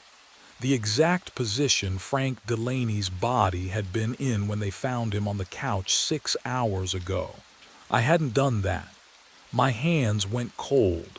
I'd been in the bathroom for, 15 minutes? 20. Long enough for someone to move every single item with surgical precision. The bottles formed ribs. The rags traced fingers. Even my box cutter marked where his throat would have been. But what I found next made the bathroom seem almost normal. The breathing started behind me. Soft. Wet. Coming from the bathroom I just left. A steady rhythm like someone standing in the shower, chest rising and falling behind that mildewed curtain. Can you imagine hearing that in an empty apartment? Knowing you checked, knowing you saw nothing, I should have left. Every instinct I'd honed over 6 years of cleaning death scenes screamed at me to grab my keys and go. But my legs moved toward the sound instead, pulled by something I still can't name. The shower curtain hung still, no shadow behind it, no feet visible at the bottom. I grabbed the plastic edge, pulled. Nothing except for the handprint. 5 fingers pressed into the condensation on the tile wall. Fresh, still dripping. The ceramic beneath felt ice cold when I touched it, but the moisture. Oh God, the moisture was warm. My phone. I needed to call dispatch. Tell them I was done here, that someone else could finish this job. I yanked it from my pocket, thumbs shaking as I swiped the screen. No signal, not one bar. I'd had full signal when I arrived. The nightstand caught my eye then. A wooden frame sat beside the lamp, facing away from the bed. Strange placement. I picked it up, turned it over. Frank Delaney stared back at me from the photograph. Gray hair, kind face, tired smile, but the eyes were all wrong. Too dark. Pupils stretched wide like they'd been painted over, swallowing the irises until only black remained. And they were looking directly at the camera. No, not at the camera. At me. Following me as I tilted the frame left, then right. The copper smell flooded my nostrils again. Something moved in the reflection of the glass covering the photograph. Behind me, close. And that's when I heard my name, whispered from the empty bedroom. I didn't wait to hear more. My boots hit the hallway and I grabbed the front door handle, yanked hard. The deadbolt refused to turn. I twisted again, shoulder against the wood, but the mechanism wouldn't budge. Locked from the inside. Or something else entirely. The windows. I spun toward the living room. Every pane had been painted shut. Layers of old ivory coating the frames like scar tissue. How had I not noticed when I arrived? My watch read 9:43. Shift ends at 5 a.m. 7 hours. 7 hours trapped in apartment 11C with whatever knew my name. The temperature dropped so fast I could see my breath. Not gradual, not creeping cold. One moment I'm sweating under my work jacket. The next I'm exhaling fog into air that smells wrong, metallic, like sucking on a penny. The copper smell from earlier had spread. It coated my tongue now. Then, the water started. Bathroom faucet first. A distant hiss. I turned and the kitchen sink joined in steady rush of water hitting stainless steel. Then the shower. The tub. Every pipe in the apartment wailing at once, a chorus of pressure and flow that made my skull ache. But I hadn't touched anything. What would you do? Stay in the hallway. Go shut them off one by one. I stood frozen because shutting off the water meant going back into those rooms. And something in me knew that's exactly what it wanted. The footsteps started while I hesitated. Bedroom. Slow, deliberate. The creak of floorboards under weight, heel, toe, pacing from the closet to the window and back. Heavy steps. A man's gait. Frank Delaney had been 140 pounds according to the work order. This sounded heavier. The faucets cut off simultaneously. Silence hit like a fist. Ringing silence. The kind that's worse than noise because you're waiting, every nerve screaming for what fills it next. My pulse hammered in my ears. The footsteps had stopped too. Everything stopped. I stared at the bedroom door. A shadow passed beneath it, left to right, slow, blocking the thin line of light from the window inside. Then it paused, directly center, like someone standing just on the other side of the door deciding. My breath caught. The air tasted like old blood now. The voice came from everywhere and nowhere. Cole Barrett, not Cole. Not just my first name whispered from some distant room. My full name, spoken clearly, intimately, like whoever said it had known me for years. The syllables bounced off the walls, layered, echoing from the bathroom and kitchen and bedroom simultaneously. How does it know my full name? I'd never been to this building before tonight. Frank Delaney was a stranger. Dispatch doesn't give clients my last name. It's not on my uniform, it's not my flashlight died. The beam guttered once, twice, then pure black. I fumbled for my phone. The screen flashed on, battery icon glowing. 3%. I'd charged it fully before the shift. 6 hours of juice minimum. I watched the number drop as I stared. 2%. 1%. The screen went dark in my hand and I realized something far worse than being trapped. Whatever was in apartment 11C didn't just know my name. It had been waiting specifically for me. The bathroom light flickered on by itself. I didn't touch the switch. Hadn't moved from where I stood. Frozen. Phone dead in my hand. But the fluorescent buzz filled the apartment and pale yellow light spilled across the tiles. The mirror showed someone standing behind me. My breath caught. I spun around, nothing. Empty hallway, just the copper smell thickening in the cold air. When I turned back, there he was, an old man. 60s, maybe older, gaunt face. Eyes that pleaded. His mouth opened, closed, opened again, but the voice came from the living room. You can see me. The words didn't match his lips. The delay wrong, like watching a movie with broken audio. He raised one translucent hand and pointed, not at me, but past me, toward the living room carpet. I stepped backward into the hall, checked the living room directly. Empty. But in the dark TV screen, there he was again. Same man, same desperate expression, pointing at the floor where I'd scrubbed for an hour. Under, the voice whispered from behind the couch. You missed. Under. My hands trembled as I knelt, peeled back the corner of the stained carpet. The floorboards underneath were darker than they should be. Not water damage. Not age, blood, dried, months old, maybe more. Something touched the back of my neck. Cold. So cold my skin burned. But when I jerked away, my fingers came back sticky and warm. What leaves ice that feels like fever? The mirror man's mouth moved again, frantic now, and this time the sound came from inside my own skull. They said I died alone, but someone was here. Someone watched.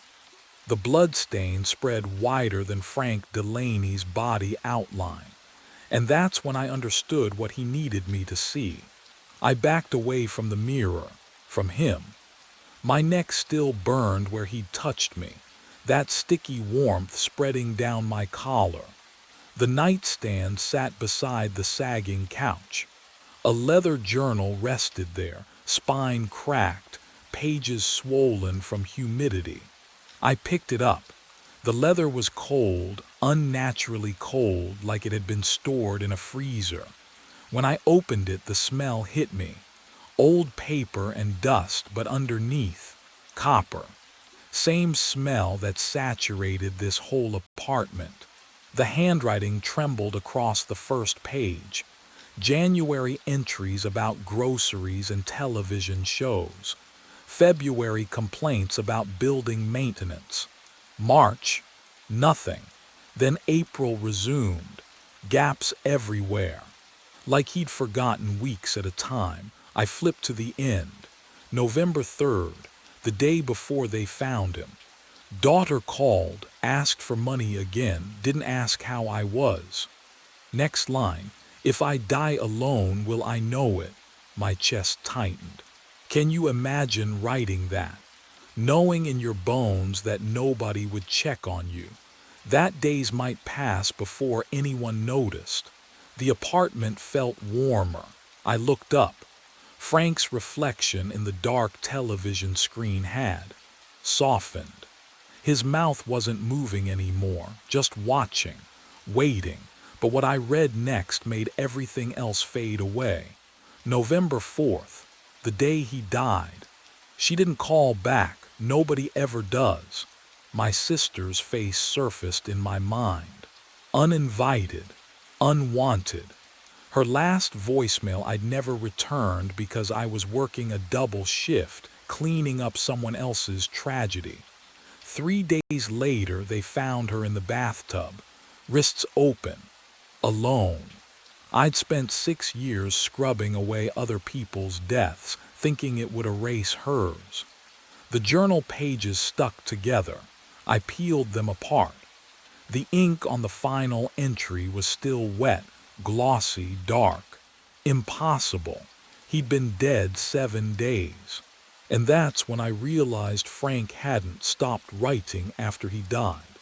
I set the journal down with trembling fingers, but the wet ink smell wouldn't leave. It clung to my nostrils like something living, something waiting.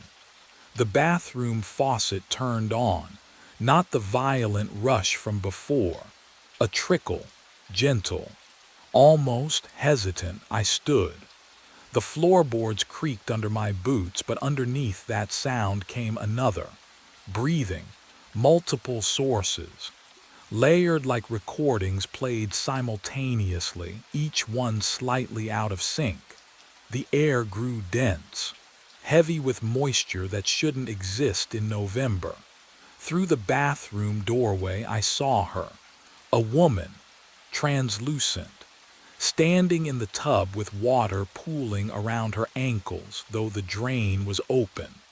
Her hair hung wet against her face, but it moved upward, drifting like she was still submerged. Her mouth opened, closed, opened again, but no sound came out, just the soft gurgle of water finding a throat. Can you imagine drowning in your own bathtub, alone, while a building full of people watched television and microwaved dinners? She wasn't looking at me. She was looking past me, at the bedroom doorway, at Frank. He stood there now, fully visible, not in a reflection anymore, but present, translucent like her, like milk poured into water. His face carried an expression I recognized from my sister's funeral photos, the look of someone who died apologizing. But what I saw next made my breath catch in my chest. A child appeared near the window, small, maybe 7 years old. His hands pressed against the glass from the inside, fingers splayed wide, but when I blinked, the handprints were on the outside. He stared down at the street 11 floors below, and his neck bent at an angle that made my stomach lurch. They weren't alone. More shapes bled through the walls. A man slumped in the corner, needle still hanging from his arm. An elderly woman clutching her chest. A teenager with a rope burn around his throat. Different eras, different deaths, all clustered in this small apartment like moths drawn to the only light left in the universe. And every single one of them was looking at Frank. He stood in the center of them all, hands at his sides, eyes wet with tears that couldn't fall. His mouth moved, and this time I heard him, not from the walls or pipes, but from his actual throat, a sound like wind through a cracked window. "I saw them," he whispered. "All of them." The woman in the tub took a step forward. Water sloshed but made no sound when it hit the tile. The child turned from the window. They moved closer to Frank, surrounding him, reaching toward him with hands that passed through each other but never quite touched.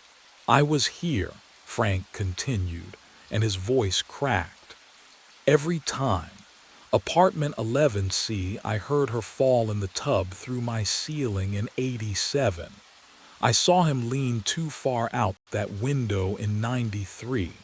I called 911 for the overdose. I found her when the smell got too bad. The temperature dropped so fast I could see my breath. I witnessed them die," Frank said, turning those hollow eyes on me. "And now they can't leave. Because I can't forget."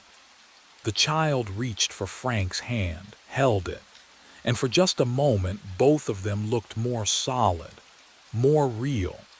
That's when the truth began to surface, something about being seen, about being remembered, about what happens to the dead when the only person who knows they existed is just as trapped as they are. And that's when I realized what Frank needed from me.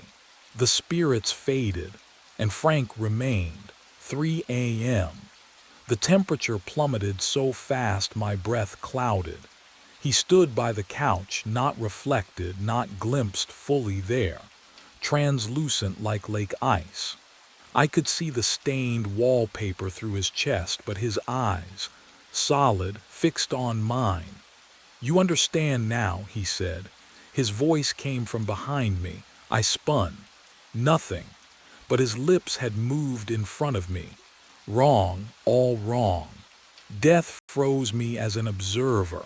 He gestured at the apartment. "I watched them die. Alone, so I stay. Alone." The copper smell thickened. My throat tightened. "The curse doesn't break unless someone witnesses it." He stepped closer. Cold radiated off him like winter fog. "My death, you have to see it, experience it." Experience? Replay the moment. His chest didn't rise or fall, but I heard breathing shallow, panicked. Not mine. Stand where I stood. Feel what I felt when the aneurysm hit. My pulse hammered. Can you imagine that? Choosing to die someone else's death. I can't just watch. No, Frank's jaw clenched. Witnessing means living it. The pain, the pressure. Your skull splitting open from the inside. I backed against the wall. The plaster felt warm, everything else was ice. "If I do that, you'll survive," he said quickly, too quickly. "You're alive, it's just memory, sensation." But what he didn't say hung heavier than the copper stench. He moved to the couch, touched the cushion where the body outline had been. His fingers left no impression. "Please," he whispered. "I can't carry them anymore." The other spirits reappeared at the edges of the room, watching, waiting, and that's when I realized. If Frank's curse trapped him as witness, what would witnessing his death trap me as? I backed away from the couch, from Frank, from his desperate, translucent hands reaching toward me. "No," I whispered. "There has to be another way." The other spirits pressed closer, their forms flickering like bad reception. They wanted this, needed Frank free so they could follow. But the thought of standing where he died, feeling his skull split from the inside. My boot caught on something near the television stand. A plastic case. VHS tape. I bent down, fingers trembling as I lifted it. Handwritten label across the front, Security Cam Nav 4. The ink was fresh. too fresh for a dead man's apartment. Frank, I turned the case toward him. What is this? His expression shifted. Something like fear rippled across his translucent face. The television, that ancient box he died watching, sat cold and dark, but beneath it I spotted the VCR. Dust covered the eject button, except for one clean fingerprint. Recent. I slid the tape in. The machine clicked. Word. Static hissed from the speakers, and that sound, that mechanical grinding, filled the room like a swarm of insects burrowing into my ears. But what I was about to see would rewrite everything I thought I understood. The screen flickered to life. Black and white footage. Time stamp. November 4th, 8:47 p.m. The camera angle showed this exact living room from above, mounted in the corner. Frank sat on the couch, alive, watching some game show. His mouth moved occasionally, laughing at something on screen. I leaned closer. The copper smell intensified, crawling up my nostrils with metallic fingers. 8:51 p.m. Frank's hand went to his temple, rubbed it, casual at first, then harder. His face contorted. He stood, stumbled, caught himself on the armrest. "This is it," I muttered. "This is when," then I saw it. Movement in the corner of the frame, a shadow, where no shadow should be. My breath stopped. I hit rewind, watched again. There behind the doorway to the kitchen. A figure, tall, still, watching Frank collapse. Frank clutched his head with both hands, dropped to his knees. The figure didn't move, didn't help, just watched. 8:54 p.m. Frank fell forward onto the carpet, convulsing. The figure stepped into frame. Dark clothes, gloves, face angled away from the camera, deliberate. The figure crouched beside Frank's body, placed something, a cup, maybe, back on the coffee table.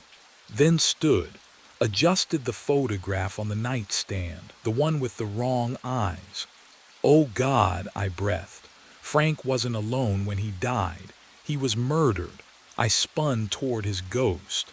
He stood frozen, staring at the screen with an expression of pure, dawning horror, as if he was remembering, as if the truth had been locked away even from him until this moment. "The copper smell," I said. "It wasn't just death, it was poison. Induced aneurysm. Someone," the tape continued playing. The figure moved toward the camera, reached up. The screen went black, but not before I caught a glimpse of the hand. The building superintendent's ring on the third finger. Frank's voice cracked behind me. "He came back." "What?" "He came back." Frank's form brightened, solidified with rage. "I found the books, the missing money. I told him I was calling someone, and he, the apartment groaned. Walls shuddering. The other spirits scattered like smoke. And then I heard it. Real, solid, from outside the front door, footsteps in the hallway, a key sliding into the lock. Human proofreader, word count. 653, please verify. Rehook count, cliffhanger ending. Yes/no, sensory details count. The door swung open. Thomas Hickey stepped inside, and I saw the knife first. Serrated edge. Catch the dim light from the hallway. His eyes swept the apartment, landed on the television, still playing static, then locked onto me. "You shouldn't have come here."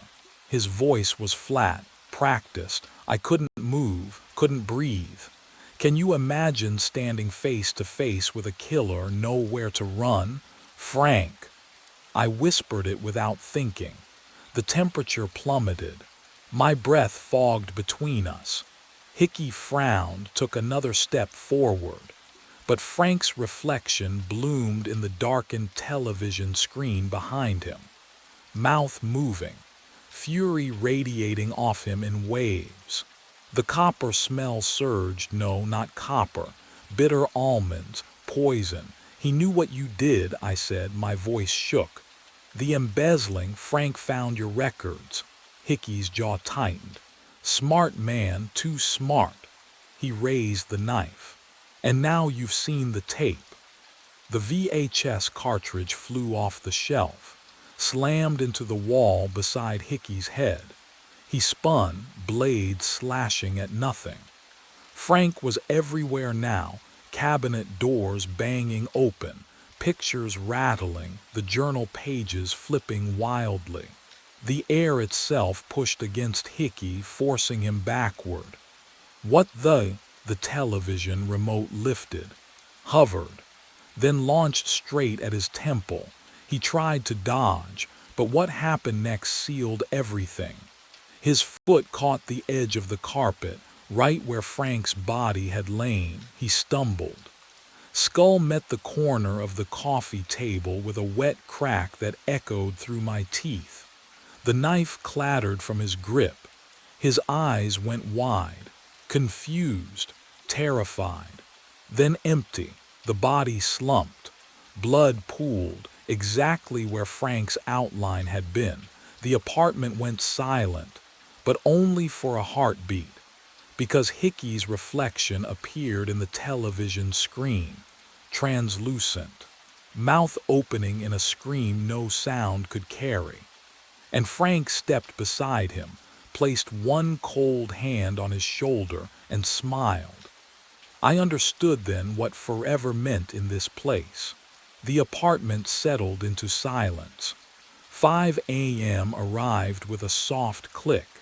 The deadbolt turned itself. I grabbed the tape from the VCR, evidence clutched in trembling fingers, and pulled the door open. Relief flooded through me until I stepped into the hallway. The carpet was wrong. Same stained pattern I'd seen in 11C, same copper smell hanging in the air, metallic and thick. I turned left toward the elevator, walked 15 steps. The hallway curved back on itself, and I stood facing apartment 11C again. My apartment. No, Frank's apartment. I tried the other direction. Same result. The building had folded in on itself, trapping me in an impossible loop. The door stood open. Inside, my cleaning supplies sat exactly where I'd left them at 9 p.m. The VCR blinked 12 o'clock. Hickey's body was gone, the coffee table unmarked. But what I saw in the hallway mirror made my breath catch. Steam clouded the glass. Words formed, drawn by an invisible finger. Welcome. You've been dead 6 hours but can't leave until someone sees you. I raised my hands, held them to the dim light filtering through the window. Translucent, both of them. The skin shimmered like frosted glass. I could see the wall behind my fingers, the outline of the door frame through my palm. How long had they been this way? Since I arrived, since I'd reached for the doorknob at 9 p.m. Can you imagine that moment, realizing you've been a ghost the entire time? Frank appeared beside me in the mirror, solid now, real. He placed a translucent hand on my shoulder and the warmth felt like ice. Your van's been gone for hours, he said quietly. The crash happened 3 blocks away. You never made it here alive. I looked at him, at Hickey's shape forming in the television screen behind us, at the other shadows gathering. We were all witnesses now, all waiting for someone to see us. The screen showed something that shouldn't exist. I leaned closer to the security monitor, eyes burning from the blue glow in the ferry's cabin. The cargo hold camera fed back grainy footage, all shadows and steel walls. But there, movement in the corner frame. A figure in a soaked uniform dragged something heavy across the deck plating. The sound of the engines thrummed through my boots, steady and low, but the cabin air smelled wrong. Rust. And something else. Lake water, cold and mineral thick, though I was 3 floors above an empty hold. The figure moved like it was underwater. Slow. Deliberate. The canvas bundle behind it left a dark smear. My throat tightened. We didn't load cargo tonight. The manifest was empty. I'd checked it myself before we left North Dock. The figure stopped dragging, just stopped. Then it looked up at the camera. My hands went cold. The face staring back was mine. Same nose. Same scar through the left eyebrow from a childhood fall. But the eyes, oh God, the eyes were black, fully black, liquid dripping from the hair, from the collar, pooling at the boots.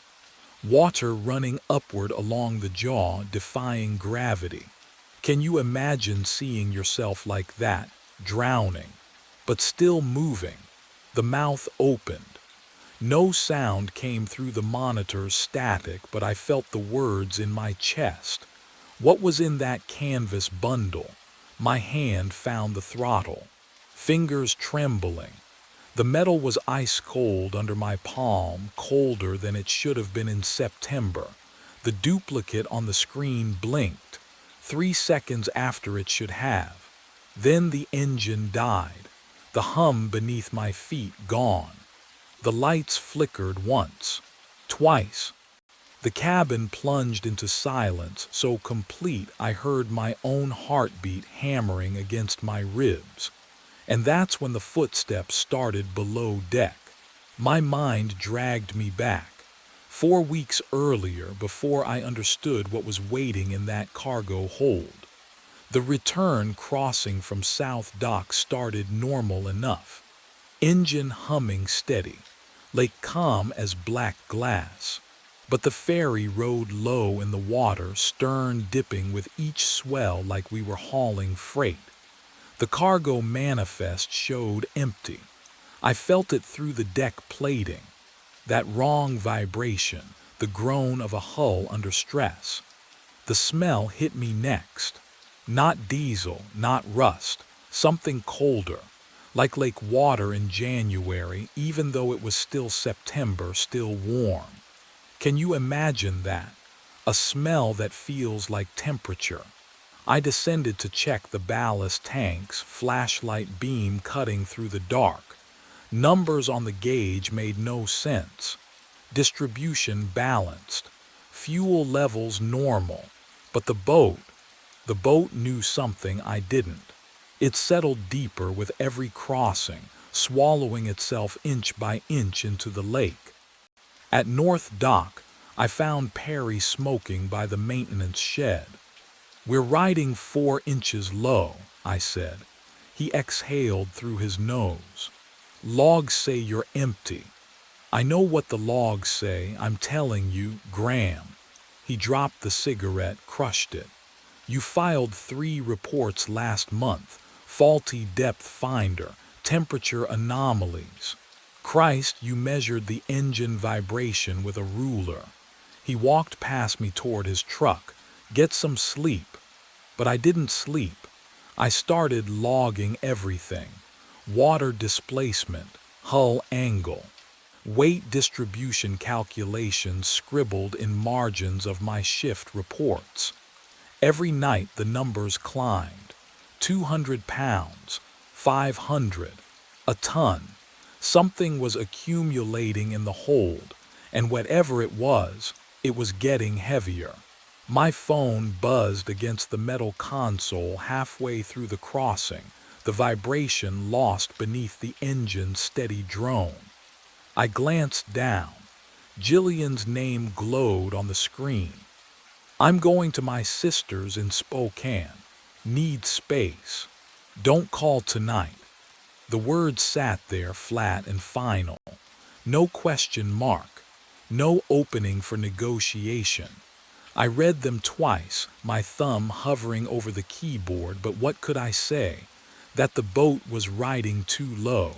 That I'd measured the same phantom weight 3 nights running. She'd heard it all before. My obsessions, my theories, my refusal to let things go. The diesel smell seemed sharper suddenly, mixing with the cold that rose from the deck grates. I pocketed the phone, checked the time. 11:47. We were 12 miles from either shore now, suspended in the deepest part of the lake where the old channel ran. This was always the quietest stretch. No lights from either dock, just black water and blacker sky. But what happened next made everything else seem trivial. The phone signal dropped. Not unusual out here. I reached for the radio to check in with dispatch, more from habit than necessity. Static. I adjusted the frequency, tried again. Nothing but white noise crackling like something alive. Dispatch, this is Cascade Ferry, over. The static swallowed my voice. I cycled through every channel, emergency, weather, marine band. All dead. Just that hissing emptiness, the kind that makes you aware of how alone you really are. Can you imagine it? 12 miles from shore. No contact. No wife waiting at home. Just you and a boat that's sinking lower every night for reasons you can't explain. The engine hummed beneath my feet, steady as a heartbeat. And then I heard it, metal groaning, deep below, the cargo hold door. Opening, I hadn't touched it, hadn't been down there in hours, but something had. I grabbed the flashlight. My hand shook as I pointed the beam at the cabin door. But I couldn't make myself go down there. Not yet. Instead, I turned to my logbook on the console, flipping it open to distract myself from the echoing silence below. The familiar weight of routine. Log the crossing. Note the time. Document everything Perry dismissed. But something slipped out from between the pages. A laminated sheet, yellowed at the edges. I caught it before it hit the floor, and the moment my fingers touched the surface, cold radiated up my wrist. The kind of cold that comes from deep water, from places the sun never reaches. I held it under the chart light. Cascade Lake Ferry Service.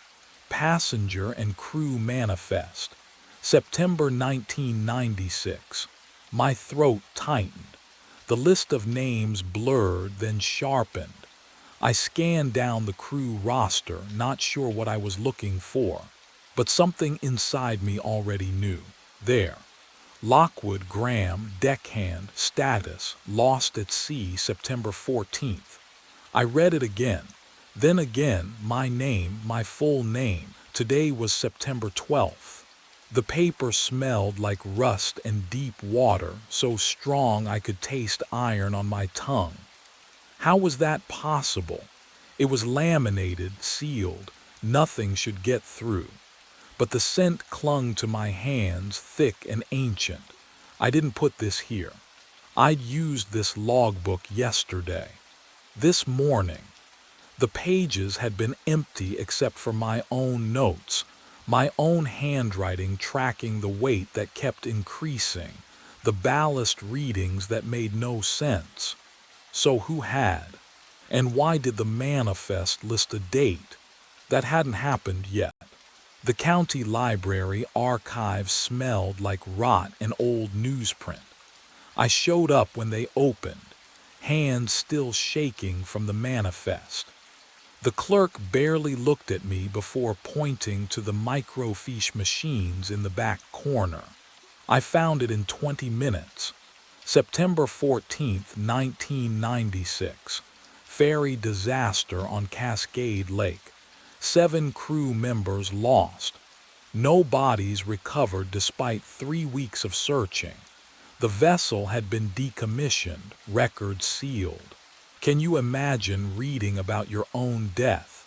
Knowing it's scheduled in 2 days, I scrolled faster. My eyes burned from the blue light. There had to be more.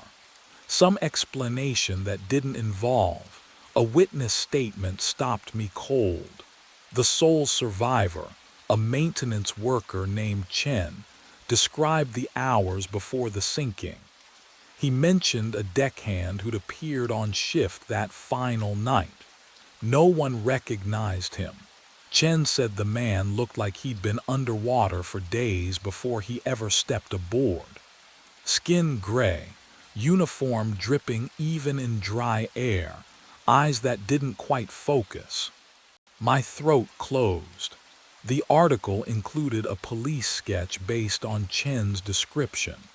Someone had drawn the face with careful detail.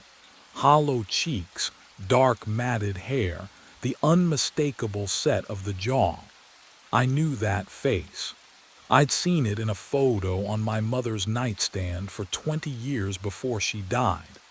The same photo I kept in my wallet now, creased and faded. The sketch looked exactly like my father, but what I discovered in the incident report filed 3 days after the sinking. The report marked classified and somehow left in the public archive. That changed everything I thought I knew about the night he disappeared. I drove back to the ferry in silence. The lake stretched black beyond my headlights, swallowing the road's edge. My shift started at midnight, 3 hours ago, and Perry's voicemail said he'd covered it, wondering where the hell I was. I didn't call back. What would I say? That I'd seen my father's face in a report from before I was born. The North Dock floodlights buzzed overhead as I parked. The ferry was already mid-lake, autopilot engaged, returning from its second crossing. I stood on the empty dock and watched it cut through the darkness, a slow-moving shadow trailing diesel fumes and the smell of rust carried on the wind. When it docked, I boarded without checking in. The cabin was cold, too cold for September. I adjusted the thermostat, but the dial felt strange under my fingers, slick, almost wet. At 3:07 a.m. I heard it, drip, drip, drip, water striking metal, slow, rhythmic, coming from the stern deck. I grabbed my flashlight, stepped outside. The beam cut through the fog rolling off the lake, and that's when I saw them. Footprints, wet, barefoot, leading from the ladder that descended to the waterline across the deck, straight toward the cabin door. Can you imagine standing there, 12 miles from shore, knowing you've been alone this entire crossing? I followed them. Each print glistened under my light, water pooling in the treads of the deck plating. They were fresh, so fresh the edges hadn't dried yet. The smell hit me then like water and something metallic like blood mixed with rust. The trail led into the cabin, across the floor, and stopped, right at my chair, not faded, not smudged, just stopped, as if whoever left them had simply vanished mid-step. My chest tightened. I turned slowly, scanning the cramped space. Empty, but my logbook lay open on the console. I hadn't left it open.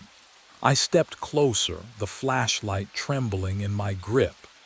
The page showed tomorrow's date, September 13th, and beneath it, handwriting I recognized immediately because it was mine. It's already happened. But the real horror was what I noticed next. I closed the logbook. My hand wouldn't stop shaking. The cabin air had turned cold, colder than the September night should allow. My breath misted. I forced myself to look at the clock mounted above the radio console, 2:47 a.m. The second hand jerked, stopped, then, oh God, it ticked backward, click, click, click. Each sound sharp as a bone breaking in the silence. 2:46, 2:45. I fumbled for my phone, hands clumsy with fear. You ever try to hold something steady when every instinct screams to run? I pressed record and aimed the camera at the clock face. The lens struggled to focus in the dim instrument light, but the backwards march of time was unmistakable. 44, 43. The diesel smell in the cabin thickened, mixing with something else. Wet canvas, rust, that metallic taste that coats your tongue before a storm. The ferry groaned beneath me. Not the familiar settling of an old vessel, but a deep shudder that climbed through the deck plates into my bones. I kept filming. Evidence. Proof. Something to show I wasn't losing my mind. The clock reached 2:39, and the impossible made itself known in ways I couldn't have prepared for. I stopped recording. My thumb trembled over the playback button. Part of me knew I shouldn't watch it. But what choice did I have? I tapped the screen. The footage showed the clock, ticking backward.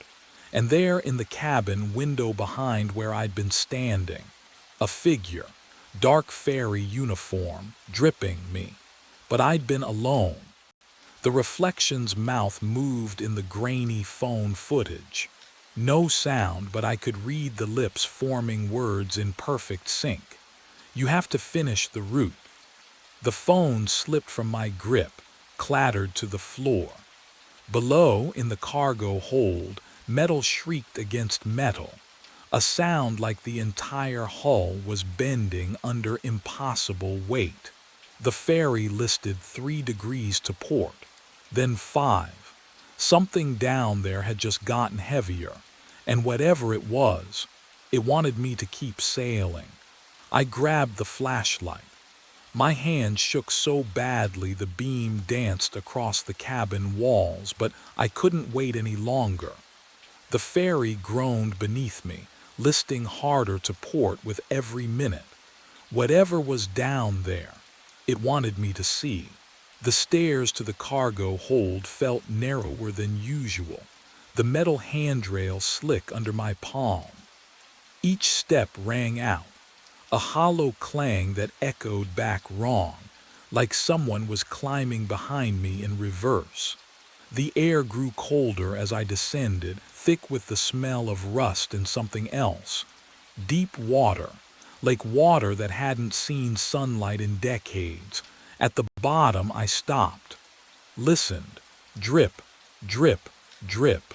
The sound came from the far corner, beyond the empty cargo straps and tie-down rings bolted to the floor.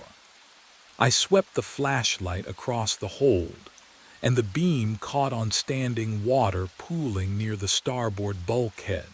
The ferry didn't leak.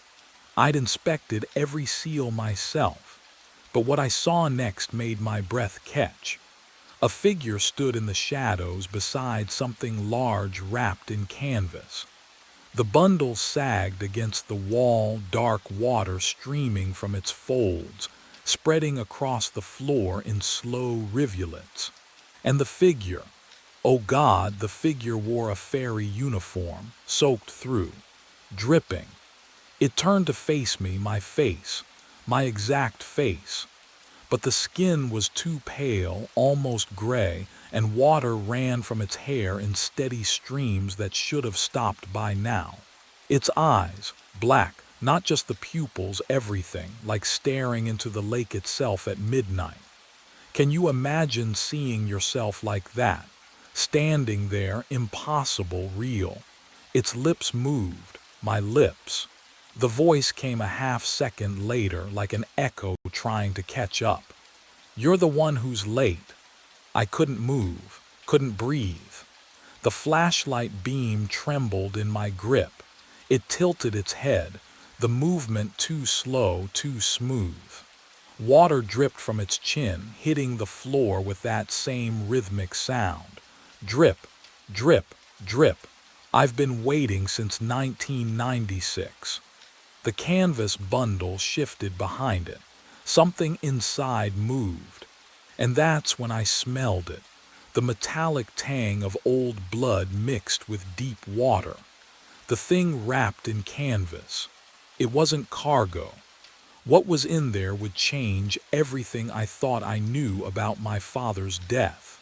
The duplicate's mouth moved, but the sound came a half-second later, like watching a badly synced film.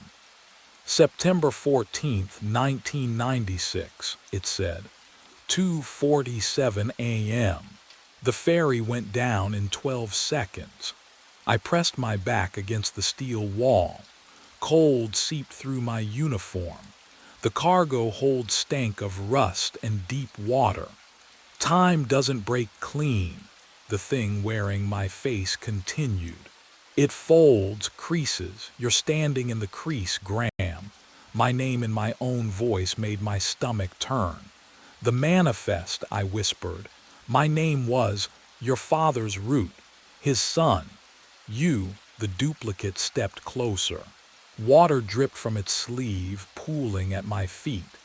Descendant and ghost, both. Can you understand that? No, I couldn't. But what I understood next was worse. The canvas bundle behind it shifted. A hand slipped out.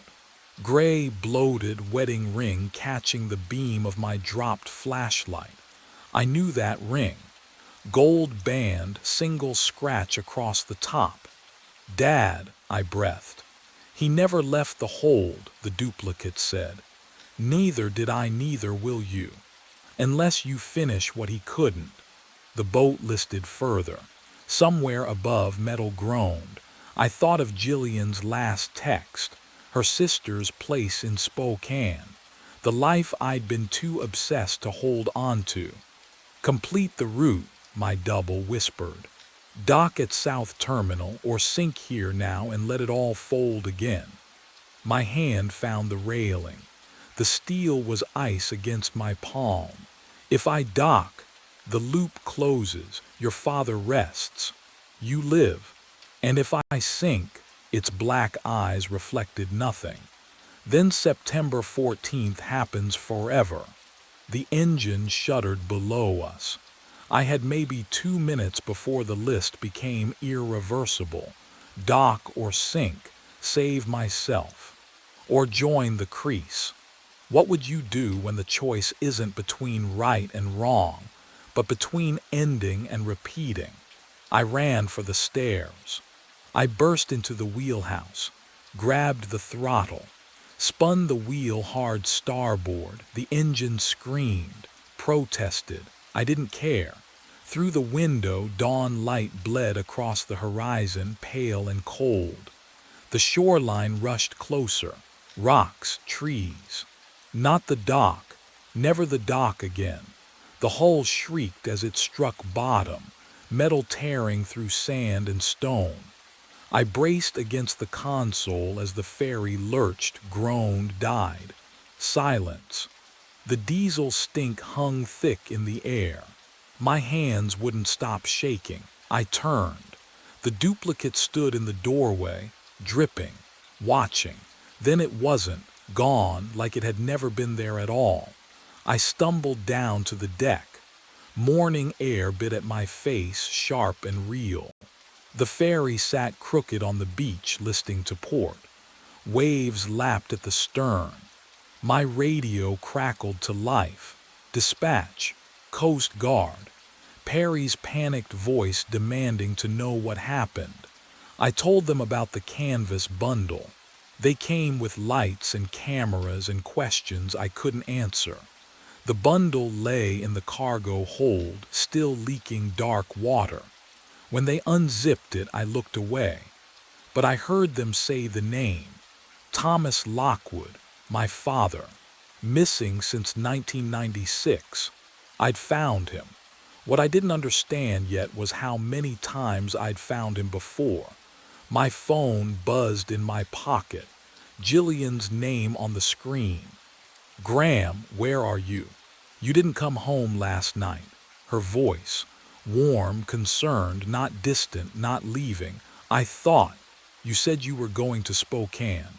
"Spokane? Why would I? Are you okay?" I pulled the phone away, checked the date. September 12th. Not the 14th. Not the day after. The beginning. I stared at the ferry half sunk in morning light, at the police pulling my father from the hold, at the lake stretching endlessly behind us. The route wasn't broken. It had just started over. And somewhere in the cargo hold's shadow, I knew. Water was already beginning to pool. The bridge was gone. Half the structure just ended. Twisted metal jutting into black air. The gorge yawned beneath the headlamps at 3:14 a.m., and my hand was already slamming the emergency brake before my mind caught up. The lever shrieked down. The train did not slow. I pulled again. Harder. The brake mechanism screamed, metal grinding against metal, that high whine that should mean friction, resistance, physics obeying the rules. But the wheels kept turning beneath me. The speedometer needle didn't drop. We hurtled forward at 43 miles per hour toward empty space. 6 passengers behind me in car 7. I could feel their weight, their silence. My mouth tasted like diesel and old coffee. The radio crackled with static, and under it, something else. A whisper that might have been coordinates, might have been a name. I yanked the brake a third time. My palm burned against the cold metal handle. The gorge rushed closer. 50 meters. 40. The collapsed section of bridge growing in the windshield like a mouth opening. But what I saw on the platform changed everything. A figure stood there, on the phantom station that shouldn't exist. Millbrook had been demolished in 2019. I'd checked the records myself, hands shaking over faded reports. Yet there it was, cracked concrete, rusted benches, and a man in a conductor's uniform, watching me. His face was mine, 20 years older, hollow eyes, worn badge catching the light. He didn't move, didn't wave, just stood there with his arms at his sides like he'd been waiting, like he'd always been waiting. The train shuddered. A vibration that started in the wheels and climbed up through the floor, through my boots, into my bones. Behind me, footsteps. All 6 passengers moving in unison, their shoes clicking against metal in perfect rhythm. I didn't turn around. 30 meters to the bridge. 20. The smell hit me then, burnt rubber and something wrong. Something that didn't belong in the clean diesel air of the southbound track. It crawled into my throat and stayed there. The older version of me raised his hand. Not a wave, a gesture I couldn't read. And that's when the metal began to shriek in earnest. 1 week before that moment, before the bridge, before the shrieking metal, I was running empty trains through the dark. The rhythm never changed. Riverside Terminal at 2:30 a.m. Southbound maintenance run. Check the tracks, test the signals, return before dawn. 42 years old, and I knew every kilometer of that line like the back of my scarred hands. The diesel smell clung to my uniform. The radio crackled with Mara's impatient voice every hour, asking for coordinates. The train wheels hummed their endless song beneath me. 3:14 a.m. The southbound track stretched ahead into nothing but darkness and scattered maintenance lights. My coffee had gone cold an hour ago. I'd stopped tasting it anyway. Then, I saw the platform. Millbrook Station materialized out of the black like a photograph developing in reverse. Yellow lights, cracked concrete, a single figure standing at the far end motionless. My hand reached for the radio. "Dispatch, this is Callahan. I'm seeing. I'm seeing Millbrook Station." Static. Then Mara's voice, sharp with annoyance. "Millbrook was demolished in 2019, Vincent. You're seeing reflections from the new bypass lights." But I wasn't. The figure hadn't moved, hadn't even shifted weight from one foot to the other. Something about that stillness made my throat tighten. What would you do? Keep rolling past something impossible or trust what your eyes are screaming at you? I pulled the brake. The train slowed, stopped. The hiss of released pressure filled the cabin. Through the window, the platform waited. Real, solid. The smell of night air mixed with something else, something faintly wrong like ozone before a lightning strike. I stood. My legs moved without consulting my brain. The door opened with a pneumatic sigh, and I stepped onto a station that shouldn't exist. My footsteps echoed on cracked concrete. The figure stood 20 paces away, back turned, wearing a conductor's uniform identical to mine. Same navy wool, same silver buttons catching the dim overhead lights. I stopped walking. The ozone smell was stronger here, mixed with something else. Stale coffee, diesel, the scent of my own jacket after a double shift.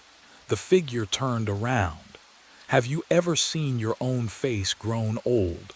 Not in a mirror, not imagining it. Actually standing there, looking back at you. It was me. 60 years old, maybe older. Deep lines carved around the eyes, hollow cheeks. Exhausted in a way sleep could never fix. His uniform hung loose on a frame that had forgotten how to eat properly. He held a sheet of paper in trembling hands. "Vincent." His voice was mine but rusted. "You need to see this." I didn't move. Couldn't. My throat had sealed shut. He stepped forward, held out the paper. A passenger manifest. The date at the top read next Tuesday, 3:14 a.m., southbound track. 6 names typed in neat rows. Vincent Callahan was listed first. "Don't," his voice cracked, "don't take the southbound run. When dispatch calls Tuesday night, you have to refuse." The paper felt real in my hands. Standard issue manifest. Coffee-stained edges, but the names Bate Carver, Samuel Ortiz, Nina Wells, Thomas Ridley, Chloe Brennan, and mine right at the top. "The bridge collapsed in 2019, he whispered. "But the track still goes there at 3:14. It always goes there." My older self's eyes met mine. They were drowning. "I've tried to stop it 11 times. He stepped back toward the platform edge. "Now it's your turn." The lights flickered. When they steadied, he was gone. But what I found written on the back of that manifest would make refusing impossible. I drove straight to the county record's office. 4:30 a.m. The night clerk looked at me like I was insane. Maybe I was. My reflection in the glass door showed wild eyes, conductor's uniform wrinkled from. What? Standing on a platform that shouldn't exist. Talking to myself 20 years older. The fluorescent lights buzzed overhead as I signed the visitor log. My hand cramped around the pen. I'd been gripping that manifest so hard my fingers ached. The computer hummed in the basement archives. Old machine. Slow internet connection. I typed Millbrook Station into the search bar and waited while the screen flickered.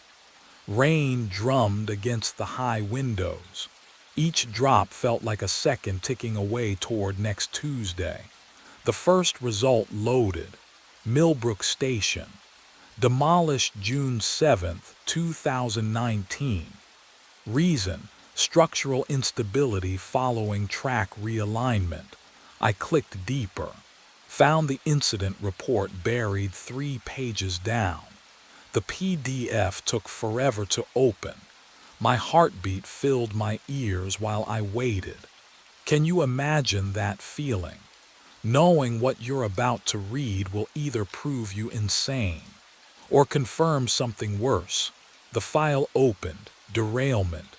Old Bridge Route. June 4, 2019. 3:14 a.m. My coffee had gone cold beside the keyboard. I didn't touch it. Couldn't. My eyes locked on the next line. 7 fatalities.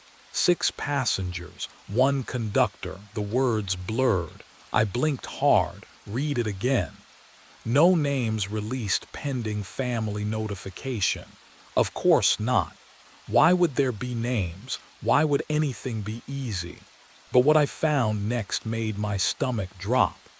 The accident analysis section detailed track specifications. The southbound bypass merged with the old line for exactly 400 meters before diverging again. During that brief overlap, trains could theoretically access the abandoned route if the switching mechanism failed. 400 meters. The same distance my older self had mentioned. The exact measurement written on the back of the manifest now folded in my jacket pocket. I scrolled faster. The report noted that the bridge structure had shown stress fractures for months before the collapse. Warning signs ignored. Maintenance delayed. Then one night, a southbound train carrying 7 people hit the weakened section at full speed. Half the bridge gave way. The train went into the gorge. My hands started shaking. I gripped the edge of the desk but couldn't make them stop. The screen swam in front of me. 7 dead. Same number. Same time. Same track. I clicked to the next page. There was a photograph, black and white, taken from the gorge looking up. Twisted metal tangled with broken concrete. And there, barely visible in the grainy image, something that made my breath catch: a conductor's cap, lying in the debris. It looked exactly like mine. But the detail that changed everything came in the final paragraph of the summary. I didn't call in sick. Maybe I should have. But the thought of sitting alone in my apartment with those photographs burned into my mind. No, at least on the southbound track I could move, keep my hands busy, pretend the world still made sense. Wednesday night arrived cold and clear. The maintenance run stretched ahead like always: empty cars, buzzing fluorescents at Riverside Terminal, the steady rhythm of rails beneath my boots. I'd done this route for 17 years, every switch, every signal, every curve memorized in my bones. At 3:13 a.m., I poured coffee from my thermos. The steam curled up, smelling burnt even though I just brewed it. My hand shook. Coffee slopped over the rim. Then, the radio crackled. Not voices, not dispatch, just static, low and grinding like teeth on metal. It filled car 7 with a sound that made my jaw ache. I reached for the volume knob. 3:14 a.m. The static stopped. The silence that followed felt worse. Can you imagine that? When quiet becomes the thing you fear. I sat there in my cabin, coffee cooling in my hand, and understood that something had changed. The air tasted metallic. Wrong. Thursday night. Same route. Same empty cars. I told myself it was atmospheric interference. Solar flares, something rational. 3:14 a.m. arrived. The static returned, louder this time, angry, and beneath it I heard footsteps, slow, deliberate, moving through car 6 behind me. I was alone on that train. I'd checked. Twice. Before departure and again at the first signal stop. But those footsteps didn't care what I'd checked. They moved closer. Boot heels on metal flooring. 1, 2, 3, 4. I spun around. Empty doorway. Empty car beyond. Just shadows and the smell of diesel. But what I didn't know yet, what I wouldn't understand until much later, was that I wasn't hearing footsteps from outside. I was hearing them from another time entirely. Friday night I found the manifest. It sat on my clipboard in car 7. Crisp white paper. Passenger manifest dated Tuesday next week. 6 names typed in perfect columns: Bate Carver, Samuel Ortiz, Nina Wells, Thomas Ridley, Chloe Brennan, and, Vincent Callahan. My name listed first. I stared at it until the letters blurred. My mouth went dry. This wasn't procedure. Dispatch sends manifests electronically always and never for maintenance runs. Never with the conductor's name as a passenger. My fingers felt numb as I lifted the paper. It was real, solid. The ink didn't smudge. I walked to the window, cranked it open. Cold air rushed in, biting my face. I threw the manifest into the night. Watched it tumble into darkness between the rails. Gone. Problem solved. Just stress and lack of sleep playing tricks. I'd call my doctor. Get something for the insomnia. Maybe take a few days off after Tuesday's shift. Saturday night I arrived early for my run. Checked car 7 top to bottom. Inspected my clipboard. Empty metal clip. Nothing else. Relief settled over me like a blanket. See, just exhaustion. The mind invents what it fears. I'd learned that after the divorce when I'd hear Emma's voice calling from empty rooms. 3:14 a.m. Static, footsteps, and, oh God. When I looked down at my clipboard, the manifest had returned. Same paper. Same 6 names, same date, but this time there was something else. Something I'd missed before, or something that hadn't been there. At the bottom of the page, in handwriting I recognized as my own, though I'd never written it, were coordinates. Numbers that marked a single location. The old bridge, 400 meters down the southbound track. Sunday. Monday. Every night the same. Static at 3:14. Footsteps that stopped just outside my door. The manifest reappearing no matter how many times I destroyed it. Burned it. Tore it to pieces. Buried it in the terminal trash. Each morning it returned to my clipboard. Fresh. Perfect. Waiting. I stopped sleeping. Stopped eating. The other conductors noticed but didn't ask. You learn not to ask in this job. Everyone carries something. But none of them carried this. Tuesday was coming. The date on the manifest. And somewhere deep in my chest, in a place beyond logic or hope, I knew I would report for that shift. Knew I would board that train. Knew those 6 passengers would be waiting. What I didn't know was whether I was trying to prevent the derailment or fulfill it. Tuesday came. I stood in Riverside Terminal at 2:45 a.m., watching my reflection warp across the polished floor. The coffee in my thermos had gone cold hours ago. Diesel fumes mixed with something else. Something burnt. Like copper wire left too long on a hot stove. My hands wouldn't stop shaking.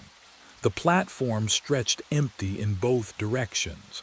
Fluorescent lights buzzed overhead, their rhythm matching my pulse. I checked my watch.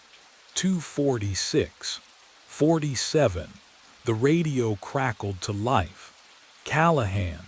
Mara's voice cut through the static, sharp and efficient as always. Special assignment.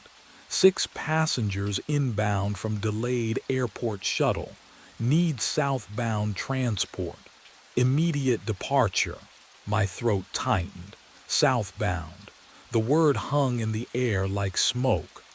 I opened my mouth to refuse, to tell her I was sick, to say anything that would keep me off that train.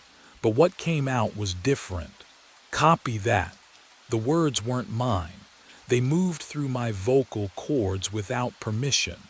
Automatic. Like my body had rehearsed this conversation 1,000 times before. Can you imagine that? Your own voice betraying you. But the real horror hadn't started yet. Passengers arriving in 5, Mara said. Platform 3. My finger pressed the radio button. Understood. I wanted to scream, to drop the radio and run. My mind screamed no, no, no, but my legs carried me toward the platform anyway. One foot in front of the other. Steady. Practiced. The metal railing felt ice cold under my palm, slick with condensation that shouldn't be there in October. 6 names burned in my memory. Bate Carver, Samuel Ortiz, Nina Wells, Thomas Ridley, Chloe Brennan, Vincent Callahan. And then I heard them. Footsteps approaching through the terminal. 6 sets of shoes clicking against concrete in perfect unison. Bate Carver stepped aboard first. The smell hit me before she reached the top step. Diesel and burnt rubber, thick enough to coat my throat. I swallowed hard. She wore a gray coat, clean pressed. But the smell clung to her like she'd been bathing in engine grease. Evening, I managed. She didn't respond. Her eyes passed over me without recognition. Empty. Like I wasn't there at all. Samuel Ortiz followed. When he handed me his ticket, his fingers brushed mine, and oh God, the cold. Not winter cold. Morgue cold. The kind that sinks into bone. I yanked my hand back instinctively, but he'd already moved past, settling into the second row without a word. Nina Wells boarded next. She stared at me. Didn't blink, not once. I counted. 5 seconds, 10, 15. Her pupils stayed fixed, wide and glassy under the fluorescent lights. The air around her felt wrong somehow. Thinner. Ma'am, you can take any. 3:14, she whispered. My stomach dropped. Thomas Ridley shuffled up the steps, lips moving. I leaned closer, straining to hear. The bridge is out, the bridge is out, the bridge is out. Over and over. Same rhythm, same dead tone. He took his seat beside Nina, still whispering, hands folded in his lap like a child at prayer. Chloe Brennan came last.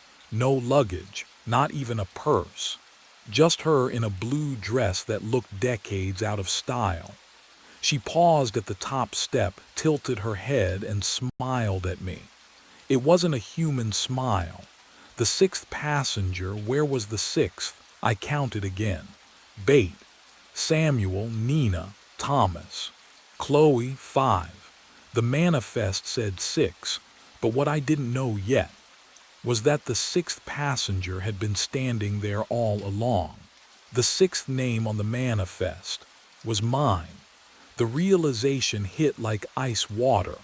I turned from the passenger manifest. hand trembling against the cabin wall, and faced the windshield. Darkness rushed past. The rails hummed their monotonous song. Then the air changed. It smelled wrong, like ozone and rust and something older, the kind of smell that clings to abandoned places. My watch read 3:14 a.m. exactly. The train's rhythm slowed without me touching the controls. And there, oh God, there it was, Millbrook Station materialized from nothing. The platform glowed under fluorescent lights that shouldn't exist. Benches, a faded schedule board, all of it solid, real. The station demolished 6 years ago stood before me like a photograph bleeding into the present. A figure waited on the platform. But what I saw in that figure's face would make the next 60 seconds feel like drowning. My hand moved to the brake. I didn't want to stop. Every instinct screamed to accelerate, to blow past this impossible place. But my fingers closed around the lever anyway. The train shuddered, squealed, stopped. The doors hissed open. Cold air rushed in, winter cold, though it was June. The figure stepped aboard. His boots made hollow sounds on the metal floor. He wore a conductor's uniform, faded and stained with 11 years of phantom diesel. The fabric hung loose on his frame. He looked at me with my own eyes, decades older, exhausted, hollow. "Vincent," he said, his voice was mine, worn thin. "I've been waiting for you, for me, for us." He paused, breath rattling. 11 years I've tried to stop this. Every Tuesday, every loop. Loop, the word scraped out of my throat. He nodded slowly. "You'll stop the train, then you'll start it again." His expression cracked into something like grief. "We always do." But what he said next made my blood turn to sleet. The train lurched forward. I stumbled against the control panel. My hand found the brake lever, pulled, hard, nothing. The wheels screamed faster. The vibration climbed through my boots into my bones. Metal shrieked against metal, that sound you feel in your teeth, scraping behind your eyes. Behind me, movement. I turned. All 6 passengers stood in perfect unison. Chair springs creaked together like a chorus. They stepped into the aisle. 1 foot, then another, moving toward me with that same unnatural stillness I'd seen when they boarded. Bate Carver at the front, Samuel Ortiz behind her, Nina Wells clutching her stopped watch.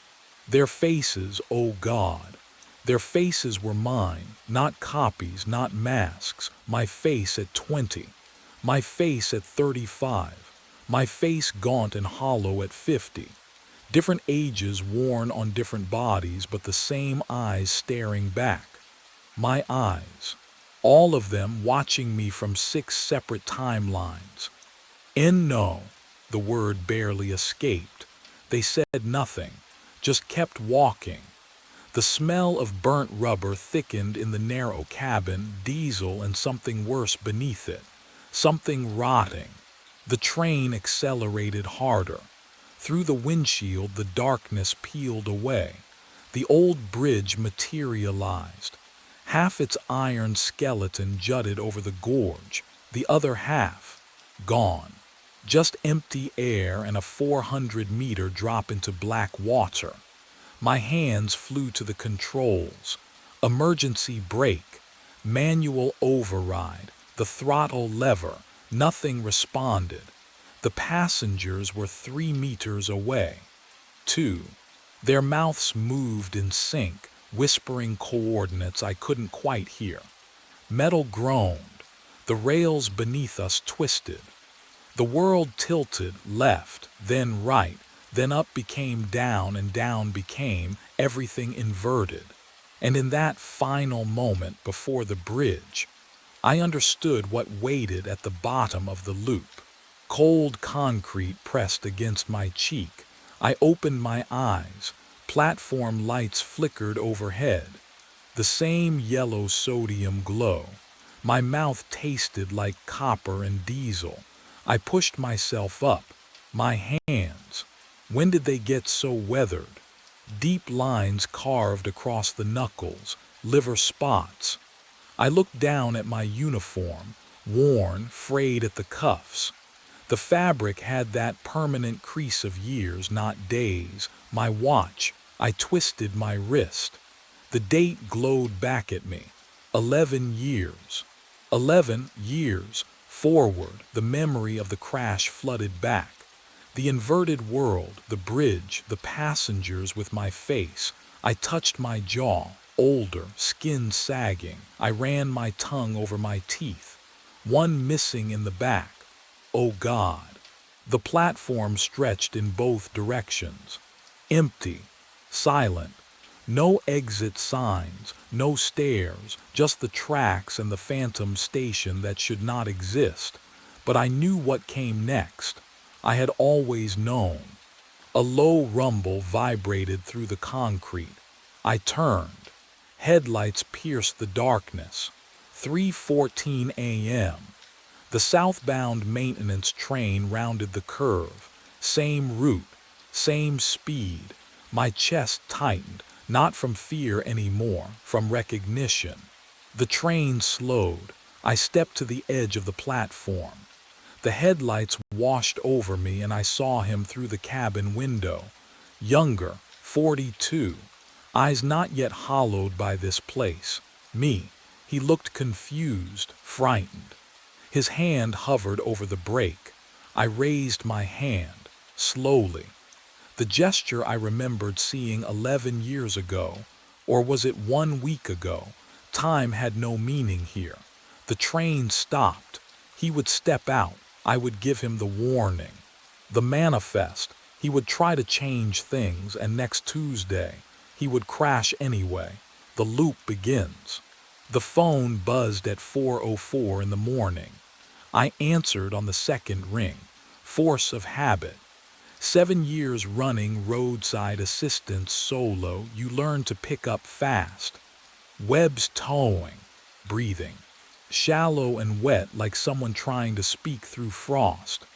Hello, I shifted in the driver's seat, my back cracking. The dashboard glow made everything feel smaller, closer. I froze to death, the voice whispered. Male, shaking. January 9th, 2018. My hand tightened around the phone. Prank call had to be. Sir, if you need, mile marker 34. The words came faster now, desperate. I waited, but nobody came. I looked out the windshield. Pine trees pressed in on both sides of Route 17, black shapes against a blacker sky. The mile marker reflected in my headlights. 34. I'd parked here to sleep. Coincidence. Just coincidence. Listen, I said, trying to keep my voice steady. I don't know who, please. His breath rattled. It's so cold.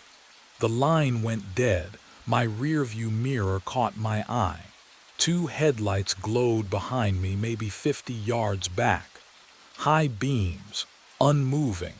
I twisted in my seat to look through the rear window. Nothing. Empty highway, darkness. But when I glanced back at the mirror, the headlights were still there. Closer now, 40 yards. What would you do? My radio crackled to life, static, then words cutting through like ice. I can see your truck. The temperature dropped. I could see my breath. Then, oh God. Then the back door handle began to turn. My mind raced back to 6 nights earlier, when it all started.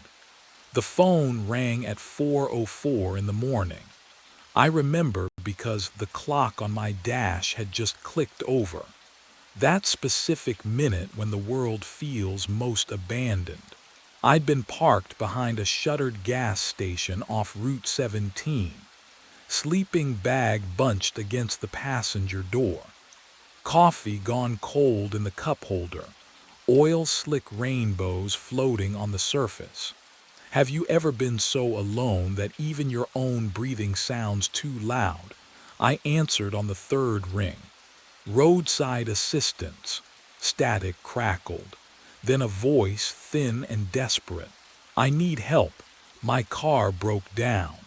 Mile marker 34. I sat up, rubbed my eyes. How long you been waiting? Too long. It's so cold. The line went dead. I drove there. 20 minutes through empty darkness, pine trees pressing close on both sides. The highway stretched out like a grave. When I reached mile marker 34, I slowed, flipped on my spots. Nothing, no car, no tire tracks, no person shivering in the ditch. I radioed in. Wrong location, probably. Prank call. Drunk kid with nothing better to do. But the smell lingered in my cab, something sharp and metallic like winter air forced through a heating vent. The next night, 4:04 again, the phone rang. Same voice, same location, same desperation. Please, I'm still here, mile marker 34. I went, found nothing. The third night I didn't answer. The phone rang anyway, 14 times. On the fourth night I picked up just to tell him to stop. He spoke before I could. Why won't you come? I can see your truck right now. But I was parked 30 miles away, wasn't I? I drove to mile marker 34 at noon. Daylight made cowards brave. Or so I told myself. The June sun hammered down on the asphalt, heat shimmering off the road in waves. Pine trees lined both sides, their shadows short and sharp. I pulled onto the shoulder where I'd stopped 4 times in 4 nights, finding nothing. But this time I saw them. Tire tracks, not fresh. Deep grooves pressed into the asphalt itself, as if the weight of a vehicle had melted through the surface. I stepped out of my truck, the heat hitting me like a physical thing. Sweat formed immediately on my neck. The smell of hot pine resin hung thick in the air. I knelt beside the tracks, ran my fingers along the grooves. They were cold. Not cool, cold. Ice cold. In 90-degree heat, the rubber imprints felt like I'd pressed my palm against a freezer door. I jerked my hand back, heart hammering against my ribs. What kind of heat leaves ice behind? The question followed me to the county administration office 20 minutes later. I told the clerk I needed records for mile marker 34, Route 17. Stranded vehicles. She typed with 2 fingers, her computer screen casting a blue glow across her bored expression. How far back? 7 years, I said. My throat felt dry. She scrolled, clicked, scrolled again, then stopped. Oh, here's one. January 9th, 2018. She squinted at the screen. Blue sedan. Driver reported engine failure, requested roadside assistance. Vehicle never recovered. My stomach dropped. Never recovered. Says here the responding unit found the location empty. No car, no driver. She looked up at me. Happens sometimes. People get picked up by friends, forget to call back. What was the driver's name? She hesitated, glanced at the screen again. Daniel Frost. The name settled over me like frost itself, creeping and cold. I thanked her, barely heard my own voice, and walked back to my truck on legs that didn't quite feel attached to my body. Daniel Frost. The same voice that had called me 4 nights running. The same voice that said he could see my truck. The same voice that claimed he froze to death. I drove back to mile marker 34 as the afternoon sun began its slow descent. The shadows stretched longer now, reaching across the road like grasping fingers. I parked in the exact spot where the frozen tire tracks marked the asphalt. I stepped out. The air felt different, heavier. The pine trees stood motionless despite the breeze I could hear rushing through the canopy above. No birds, no insects, just silence pressing against my eardrums. I walked to the edge of the road, into the field where a stranded driver might have wandered looking for signal. Dry grass crunched under my boots. The sun warmed my shoulders. Then I felt it, cold breath on the back of my neck. Slow, deliberate, the exhale of someone standing directly behind me. I spun around, nothing, just empty field, just shadows and sun. But the cold remained, and something in the stillness told me I wasn't alone anymore. That night the phone rang at 4:04. I knew before I answered. My hand shook as I brought it to my ear. The screen showed no number, just those glowing digits. "Please." Daniel Frost's voice cracked through the speaker. "Please, you have to bring it to her." Wind howled through the line, a screaming, tearing sound that made my teeth ache. I pulled the phone away, stared at it. Outside my windshield, the pines stood perfectly still. Not a breath of air moved through the summer darkness. "Bring what?" My voice came out hoarse. "My ring, gold band, left hand." He was sobbing now. "Elena, she doesn't know I tried to call." The temperature dropped fast. I watched my breath materialize in front of my face, a gray cloud in the cab's dim light. 20 seconds ago I'd been sweating. Now frost crept across the edges of my windshield, delicate fingers reaching inward. "Where?" I started. The radio erupted. Static blasted through the speakers so loud I flinched. Then voices, dozens of them, overlapping, whispering, all speaking in unison through the crackling white noise. 40.3729. The dial spun on its own. Click, click, click. Stations flipped past, country, talk radio, silence, then locked on pure static again. -74.8152. The numbers burned into my mind. Coordinates had to be, but whose, for what? Daniel's voice cut through. "Find me. Bring it to her, please. I'm so cold." The line went dead. The radio went silent. The frost on my windshield remained, spreading wider. I sat there, breath steaming. Those numbers repeated in my head like a prayer I couldn't stop saying. And somewhere in the back of my mind, I knew exactly what waited at those coordinates. I found him in the county archives at dawn. Daniel Frost, age 42. The name glowed on the library's ancient computer screen, backlight burning into my tired eyes. My fingers trembled on the mouse. Click. The obituary loaded slowly. One paragraph at a time. Beloved husband to Elena. Devoted father to Lily, age 7. Died January 9th, 2018, after his vehicle broke down on Route 17. Body recovered 3 days later. Hypothermia. 3 days. He'd been out there for 3 days while. What? While I drove past his location. While I slept through shifts, numb and checked out after the divorce. The coffee in my gut turned to acid.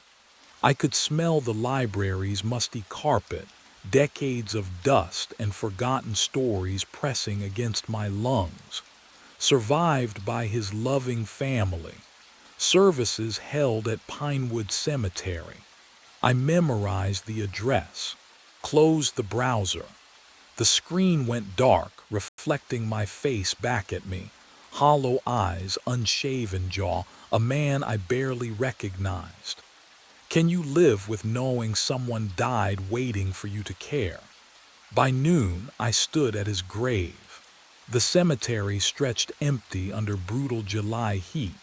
Grasshoppers clicked in the brown weeds. Sweat soaked through my shirt. But Daniel Frost's headstone, oh God, it wore a coat of fresh frost.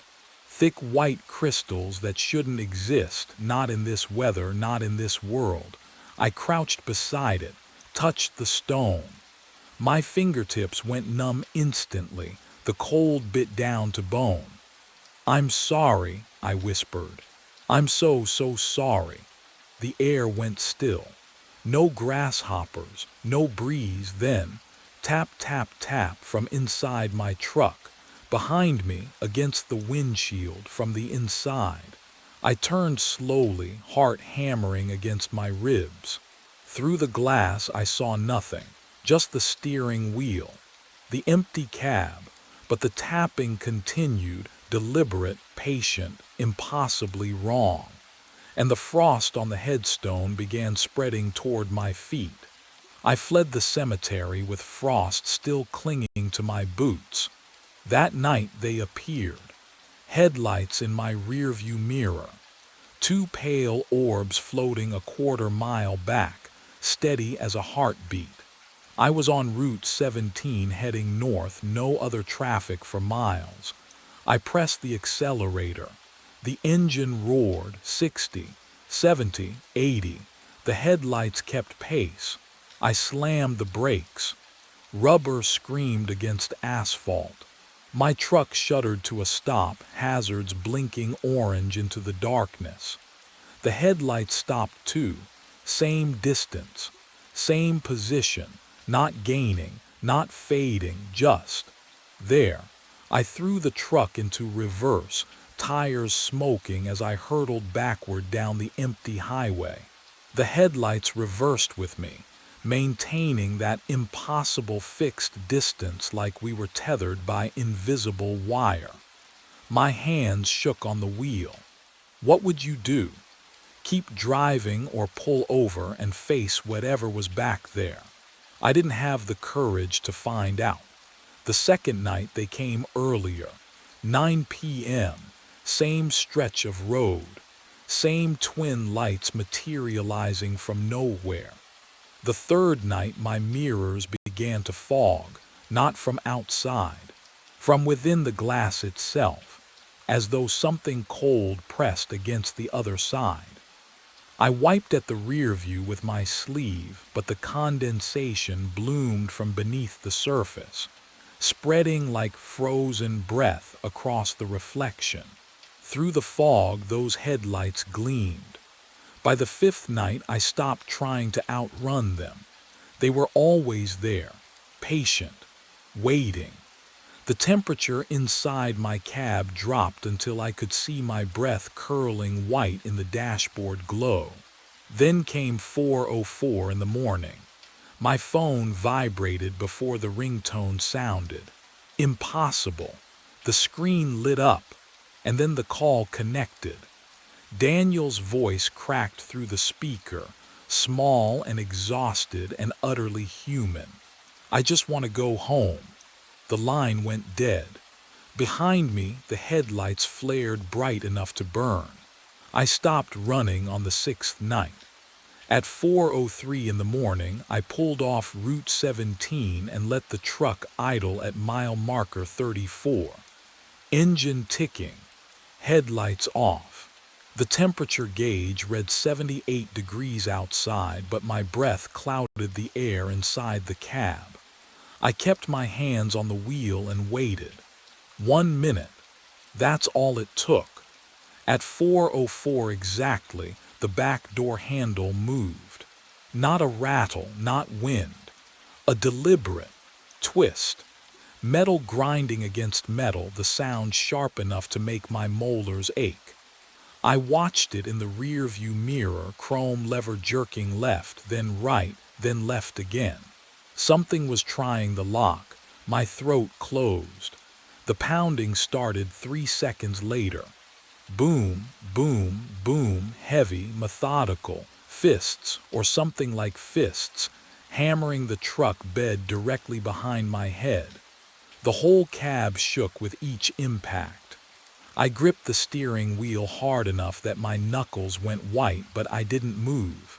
Didn't turn around. What would you do? Stay frozen or look? I looked.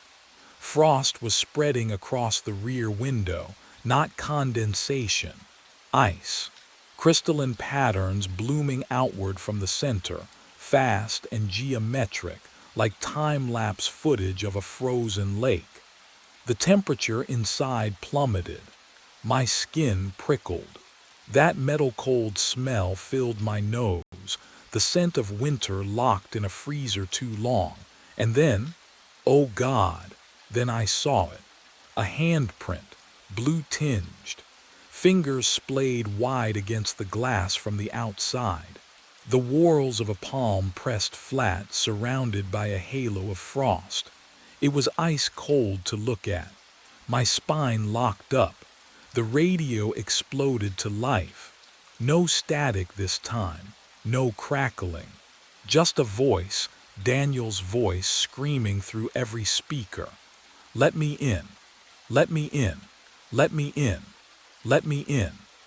Over and over and over, rising in pitch and desperation, the words blurring together into a howl that wasn't quite human anymore. My hands flew to my ears, but it didn't matter. The sound was inside my skull now, vibrating through my teeth, my ribs, my bones. The pounding intensified. The frost climbed higher, swallowing the windows. And the door handle, it stopped moving. The silence that followed was worse than the screaming, because I realized something terrible. Daniel wasn't trying to get in anymore. He already had. I found the ring on my passenger seat when the frost finally melted. Simple gold band, still cold. The address came from the obituary I'd memorized 3 nights ago. Elena Frost lived 20 miles south, in a neighborhood where willow trees bent over ranch houses and sprinklers ticked through the morning heat. My knuckles ached from gripping the wheel. The ring sat in my shirt pocket, its weight pressing against my ribs like a stone. What would you do, carrying a dead man's wedding band to his widow? I parked across the street. The house looked ordinary, cream siding, black shutters, a tire swing hanging motionless from the willow. But the air around it felt wrong, too still, too quiet, like the whole property was holding its breath. I crossed the lawn. Each step felt heavier than the last. She opened the door before I knocked. Elena Frost was smaller than I'd imagined, mid-40s, with tired eyes that widened the moment they landed on my face. Her hand flew to her mouth. You, she whispered. I opened my mouth. Nothing came out. I have something, your Marcus Webb. Not a question, a statement. Her voice shook. Oh God, your Marcus Webb. The ring suddenly burned through my pocket. How do you come inside? She stepped back, her movements stiff, mechanical. We need to talk. The house smelled like lavender and dust. A wedding photo sat on the mantel, Daniel, younger, smiling beside this same woman. I couldn't look at it. Elena sat across from me, hands folded so tight her knuckles whitened. January 9th, 2018. Her eyes never left mine. Do you remember that date? My throat closed. You were the dispatcher, she continued, each word deliberate, cutting. You logged Daniel's call, stranded motorist. Mile marker 34, you told him help was coming. No, then you forgot. Her voice cracked. Your shift ended. You went home, and my husband froze to death waiting for you." The room tilted. Elena leaned forward, and her next words came out barely audible, laced with something between pity and terror. "He's been looking for you ever since." But even as she spoke, the temperature plummeted, and from somewhere deeper in the house came the unmistakable sound of a door handle turning. I drove back to mile marker 34 because there was nowhere else to go. Elena's words echoed in my skull. "He's been looking for you." And my hands trembled on the wheel hard enough that the truck drifted across the center line twice. 7 years. 7 years Daniel Frost waited in the cold because I logged his call, clocked out, and forgot. What would you do? How do you apologize for stealing someone's last breath?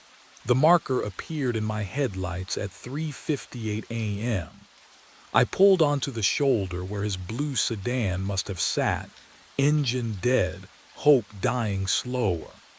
The night smelled wrong, pine mixed with something metallic, like frost on copper pipes. I killed the ignition. Silence pressed against my eardrums. I stepped out. Gravel crunched under my boots, too loud in the emptiness. The air bit at my exposed skin despite the June warmth, and when I exhaled, my breath fogged. "Daniel," my voice cracked, I'm so sorry."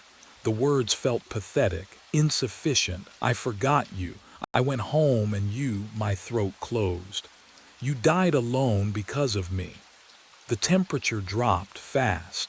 My skin prickled with goosebumps, and frost began creeping across my truck's windows, spreading in delicate fractals that shouldn't exist in summer heat.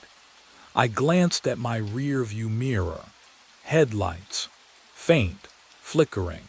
There one moment, gone the next, like a signal fighting through static.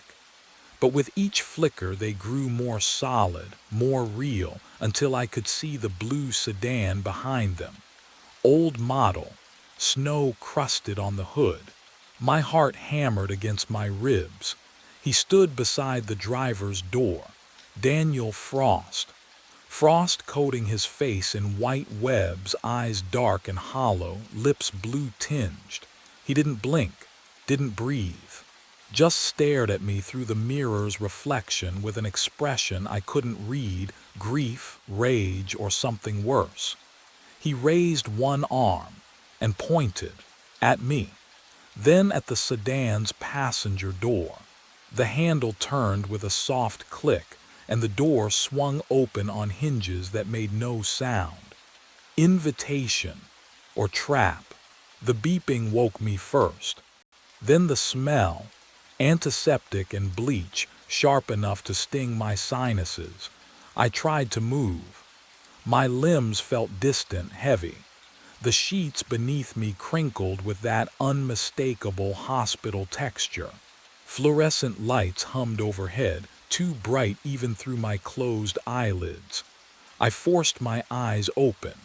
White ceiling tiles. An IV line snaking into my left arm. A monitor beside the bed traced my heartbeat in green peaks and valleys. "Mr. Webb." A woman's voice, clinical but not unkind. "Can you hear me?" I turned my head. A nurse stood at the foot of the bed, clipboard in hand. Behind her, through the doorway, I glimpsed a state trooper leaning against the hallway wall. Where am I? My throat felt raw, voice cracking on each syllable. "County General. You've been here 3 days. She moved closer, checking the IV bag. "Before that, well, that's what the officers need to talk to you about." The trooper entered. Older guy, gray at the temples, expression unreadable. He pulled up a chair, metal legs scraping linoleum. "Marcus Webb, 40 years old, registered tow truck operator." He flipped open a notepad. We found your truck at mile marker 34 on Route 17. Engine running. Doors locked from the inside. I swallowed. My mouth tasted like copper. When? I managed. 7 days ago. 7. What would you do if someone told you a week of your life just vanished? That time folded over itself and swallowed you whole. That's impossible, I whispered. The interior was frozen solid, he continued, ignoring my protest. In late June, ice coating every surface. Your body temperature was 79 degrees when paramedics pulled you out. Doctor said another hour and he let the sentence hang. The cold. Oh God, the cold. I felt it now bone deep, like it had burrowed into my marrow and nested there. No amount of heated blankets could touch it. Do you remember anything? The trooper asked. I remembered the open door, Daniel's frost-covered face, the invitation, or was it a demand? I remembered reaching for the handle.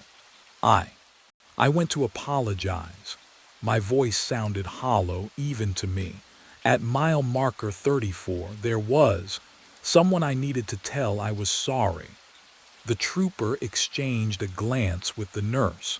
She excused herself quietly. Mr. Webb, there was nobody else at the scene, just you, locked inside your truck. He leaned forward. But we did find something unusual. He produced an evidence bag.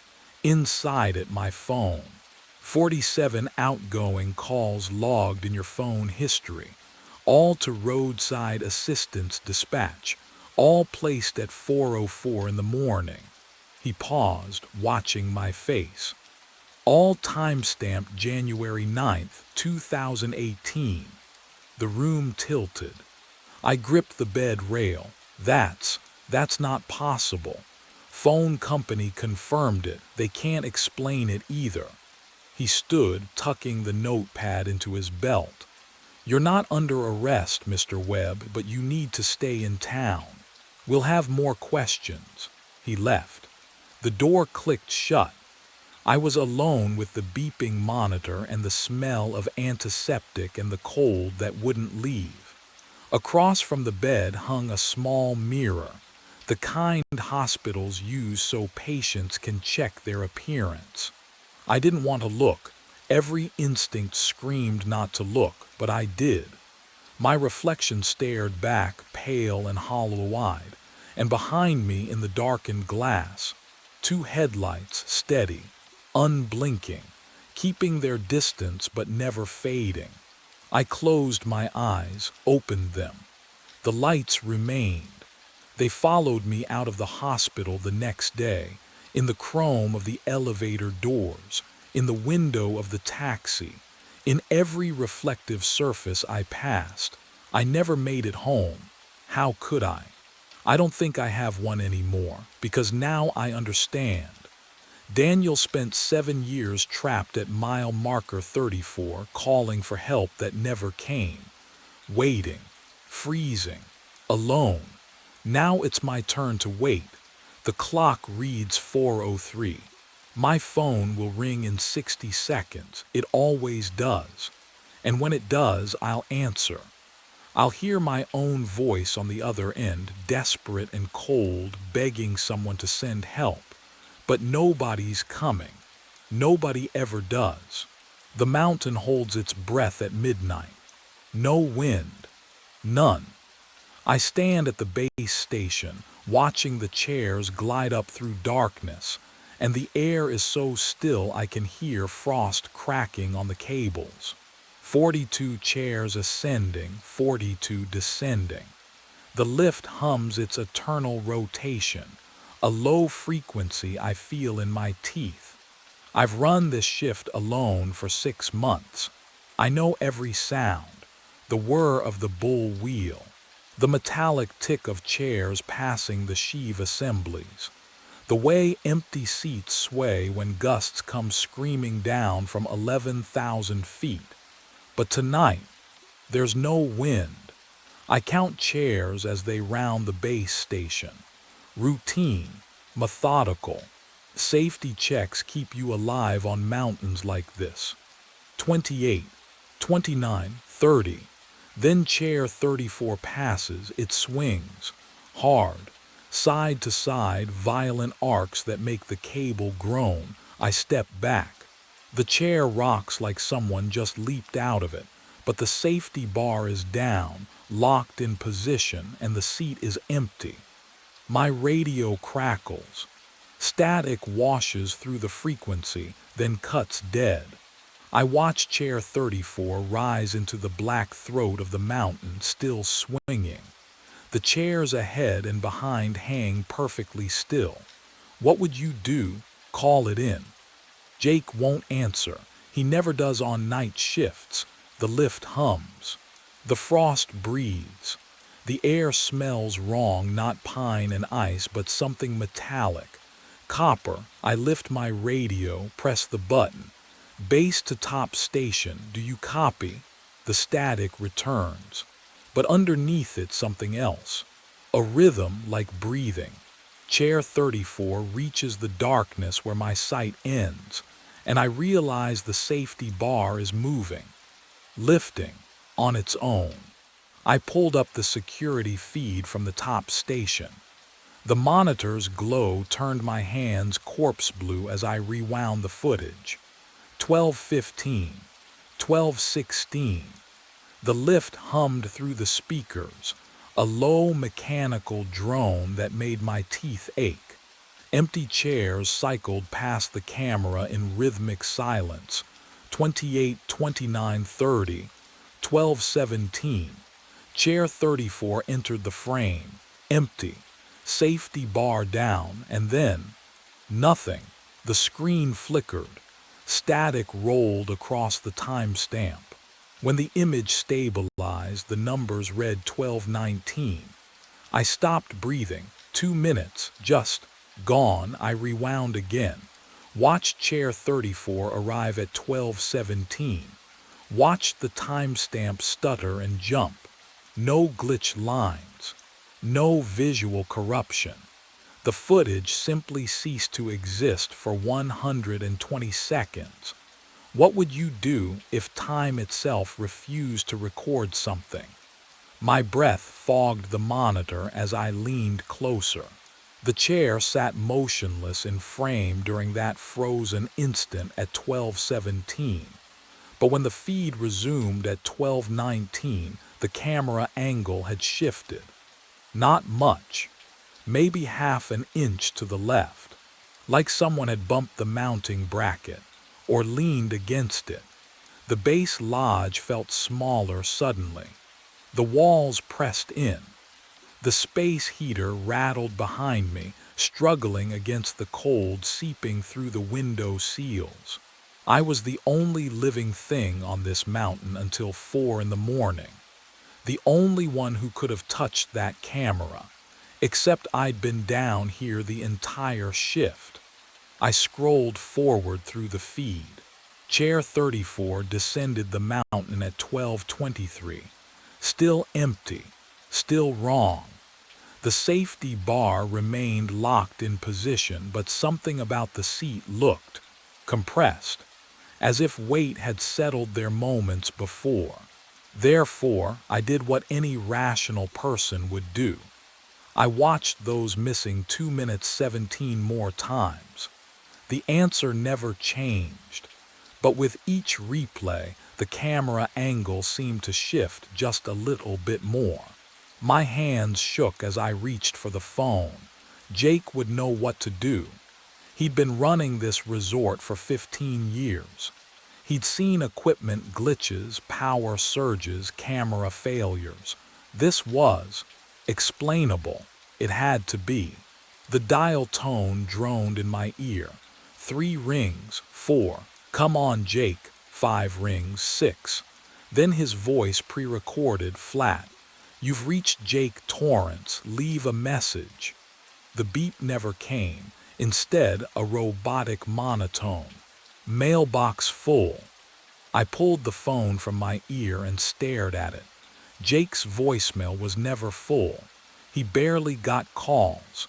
Most communication went through the resort radio or the staff app. I'd left him maybe 3 messages in 2 years. I dialed again. Same result. Mailbox full. The base lodge walls seemed to press inward. The space heater rattled in the corner, but the cold air wrapped around my shoulders like wet fabric. I checked my watch. 12:43 a.m. 4 hours and 17 minutes until my shift ended. 4 hours alone on this mountain with a chair that moved by itself and 2 minutes of footage that didn't exist. Have you ever been truly alone? Not just by yourself, but cut off. No help coming, no voice on the other end. The lift cable hummed outside, rhythmic and indifferent. I walked to the window. Chairs glided past in their endless procession, dark silhouettes against darker sky. 29, 30, 31, 34 swung into view. I pressed my face to the glass, breath fogging the pain. The seat was angled toward me, and across the black vinyl, frost, white lines, deliberate, geometric. Not random ice crystals. Letters. The chair slid past before I could read them, swallowed by the night as the cable pulled it upward toward the top station. My pulse hammered in my throat. Frost didn't form words. Condensation didn't spell. But something on that chair wanted me to know its name. I grabbed my flashlight and stepped into the loading zone. The chair swung around the bullwheel, metal squealing against the cold. Chair 33. I had 10 seconds before it cycled past. What would you do? Stay safe in the lodge or chase answers up a mountain that didn't want to give them? I swung onto the seat. The safety bar slammed down, freezing against my gloves. The lift pulled me into darkness. Wind bit through my jacket as I ascended. Below, the base lodge shrank to a single yellow square. Above, nothing but stars and cable hum. Chair 34 hung 6 lengths ahead, swaying in perfect rhythm. 1 swing left, 1 swing right. I pressed my hand to my chest. My heartbeat matched it exactly. Thump, swing, thump, swing. The mountain pressed closer. Trees became black fingers reaching from the slope. I should have felt the altitude by now, that hollow thinness in my lungs, but the air tasted wrong, too warm, like breath on a mirror. Halfway up, the cable shuddered. Chair 34 stopped swaying. Something was sitting in it. I couldn't look away. A figure, hunched forward. Dark ski patrol jacket with the reflective stripe across the shoulders. My stripe. I lost that jacket 3 years ago during equipment inventory. Wrote it off as misplaced. The figure's head began to turn. Slowly, too slowly, my throat closed. I wanted to scream, to leap from the chair, but my body locked in place. The cable groaned, pulling me closer. 20 feet. 15. The face rotated into moonlight, and I saw. My chair slammed into the platform. I stumbled off, legs barely catching me. The machinery groaned overhead, cables grinding through pulleys in their endless circuit. Chair 34 swung past the arrival gate. Empty now, I lunged. Grabbed the cold metal frame before it could cycle back down the mountain. The safety bar bit into my palm as I wrenched it to a stop, holding it there against the cable's insistent pull. The chair swayed in my grip, but something was wrong. Heat. The seat radiated warmth against my other hand, the kind of warmth that comes from a living body. I jerked back, breath misting in the frigid air. 11,000 feet up, temperature well below freezing, and this chair felt like someone had just stood up from it. How long does body heat linger in metal? Not this long. Not up here. I forced myself to look closer. The overhead light buzzed, casting yellow shadows across the chair. Something was clipped to the safety bar. A radio. Black casing scratched and faded. I knew that radio. I knew the dent on the left side where I dropped it during training. I knew the strip of blue electrical tape holding the battery cover on. My radio. The one I'd lost 3 years ago during a routine patrol. I'd filed the incident report, paid for the replacement, moved on. But here it was, waiting for me at 11,000 feet in the middle of the night. The power button glowed red. Still on, still transmitting after 3 years. My hand hovered over it, fingers trembling. The air smelled wrong, metallic, like copper pennies, like blood that's been frozen and thawed too many times. What would you do? Would you press that button? Would you listen to what's been broadcasting from an empty chair for 1,000 nights? I reached for the radio, and the red light began to pulse. My finger hovered over the button. The metal was so cold it burned. That red light pulsed in rhythm with something I couldn't name. My breath, my heartbeat. I'd lost track of which was which up here, where the air thinned and the scaffolding groaned against silence. 3 years. This radio had been missing for 3 years, and it was still on. I should have dropped it. Should have let chair 34 swing back down into darkness and never looked back. But you know what it's like, don't you? When something impossible demands an answer. When turning away feels more dangerous than facing it. My thumb pressed down. Static erupted. Not the gentle hiss of dead air, but something alive. Something clawing its way through frequencies. The speaker crackled, popped then, settled into a low rumble that vibrated against my palm. Then came the voice, my voice. Stop running the lift. The words were mine, the cadence, the slight catch on the R in running that I'd never been able to shake. But the tone sat wrong, flatter, emptier, like someone had scooped out everything human and left only the shell of sound. I fell from chair 34 3 years ago. My knees buckled. The platform's metal grating bit through my pants. I clutched the radio with both hands now, pulling it close even as every instinct screamed to hurl it into the abyss. They never found my body. Oh God, I am still falling. The static swelled. Underneath it, I heard wind. Not the wind up here on the platform, but a deeper howl, the sound of terminal velocity, of air rushing past at speeds that stripped skin from bone. At 2:14 a.m. I land. My watch. I needed to see my watch, but my hands wouldn't move. They gripped that radio like it was the only real thing left in the world. Do not be here when I land. The transmission cut. Just stopped. The red light blinked twice, then went dark. The radio's weight felt wrong now, too light, as if whatever had occupied it had already moved on. I forced my wrist up. The watch face glowed pale green in the darkness. 2:11 a.m. 3 minutes. The cable overhead began to sing, a high, thin note that didn't belong to wind or machinery. Below me, somewhere in that vast black throat of mountain night, something was accelerating toward the ground, toward me.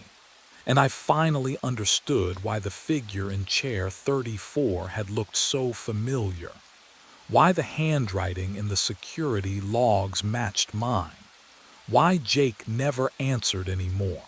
Because maybe I'd already landed 3 years ago.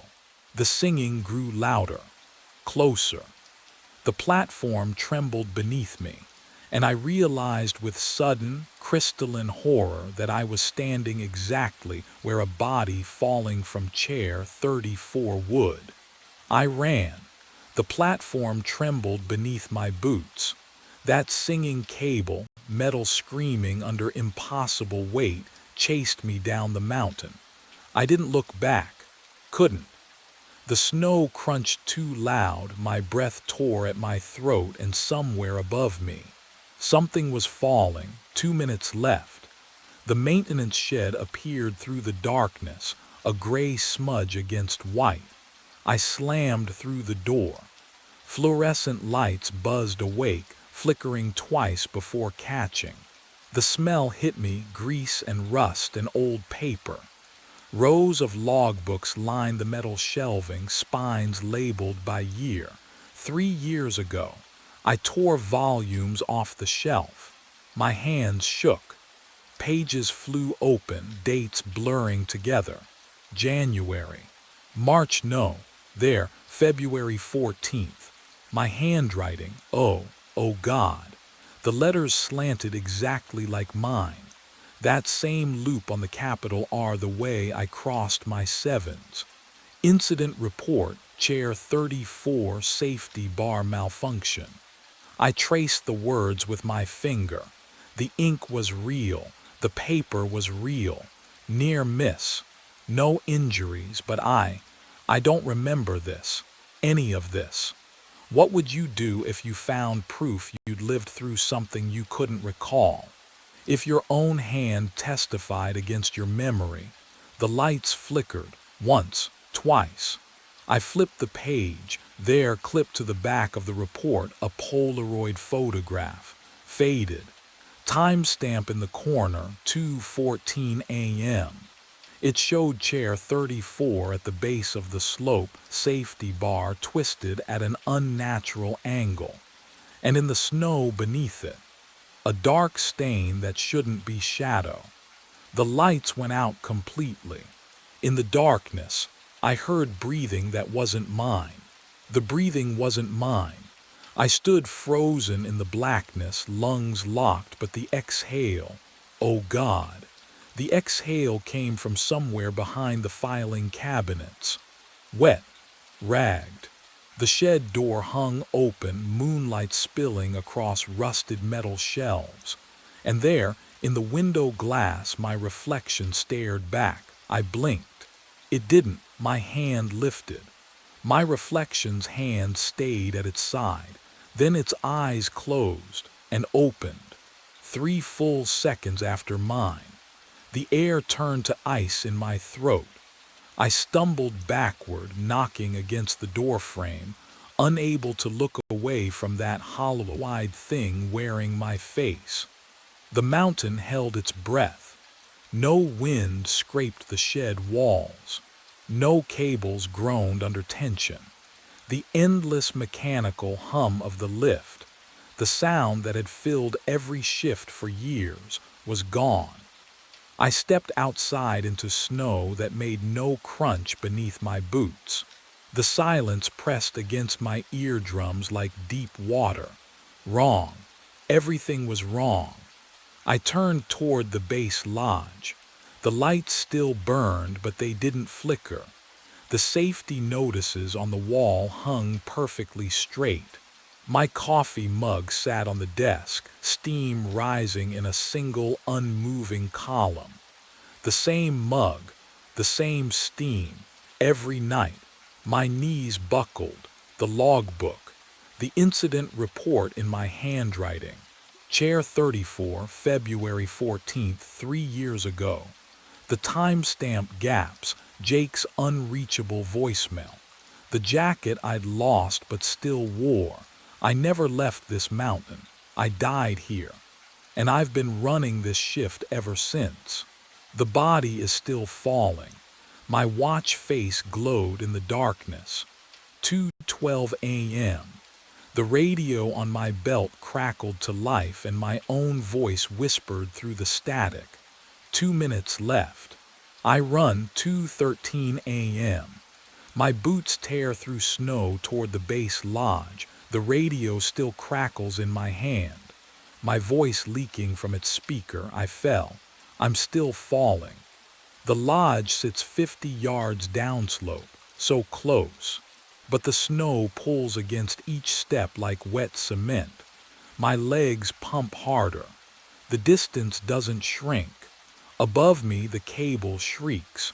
Metal on metal. A sound that vibrates through my teeth, my ribs, my skull.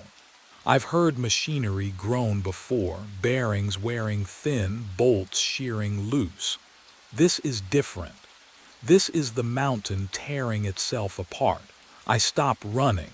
What's the point? You can't outrun your own death. The cable screams louder. A piercing wail that splits the frozen air. I look up and watch the steel line whip sideways. Sparks fountain from the support tower. The smell of scorched metal floods my nose, sharp, acrid, wrong. Chair 34 plummets past me. Empty, swinging on its broken coupling. It tumbles end over end, the safety bar flapping like a broken wing. I watch it fall. Watch it disappear into the darkness below. No impact sound follows, just silence. Then my stomach lurches. Oh, I'm weightless. The snow is gone. The lodge is gone. There's nothing beneath my boots but black air. My arms pinwheel. My lungs suck in cold that burns. The ground rushes up. White slope, dark trees, the maintenance shed's rusted roof. 2:14 a.m. Impact. My vision shatters into fragments. Pain everywhere and nowhere. I try to scream, but my lungs are collapsed. My ribs are splinters. My darkness. Complete, total, the kind of dark that erases thought. Then, a hum, familiar, mechanical. The lift motor turning over, starting its cycle. And I'm still here. I woke to cold metal pressing into my spine. Chair 34, swaying upward through darkness. The cable ground overhead. That familiar rhythm I knew better than my own heartbeat. My breath fogged the air, slow and steady, as if I'd never stopped breathing. But I remembered the impact. The way my ribs had shattered like ice. The taste of blood flooding my throat. The absolute obliteration of static burst from the radio clipped to the safety bar. My radio.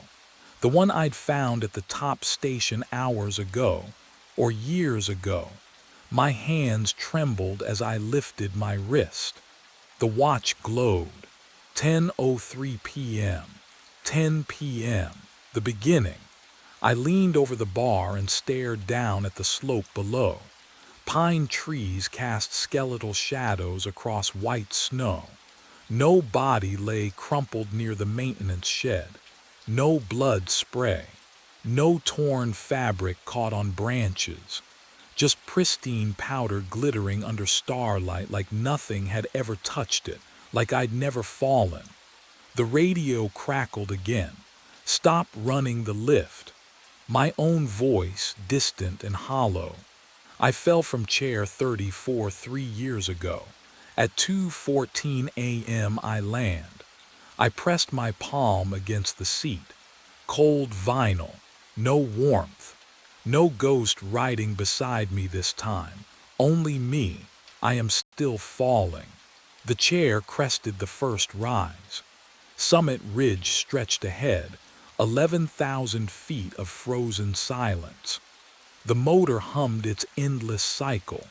4 hours until 2:14 a.m. 4 hours until I would run and fall and wake here again. How many times had I already lived this night?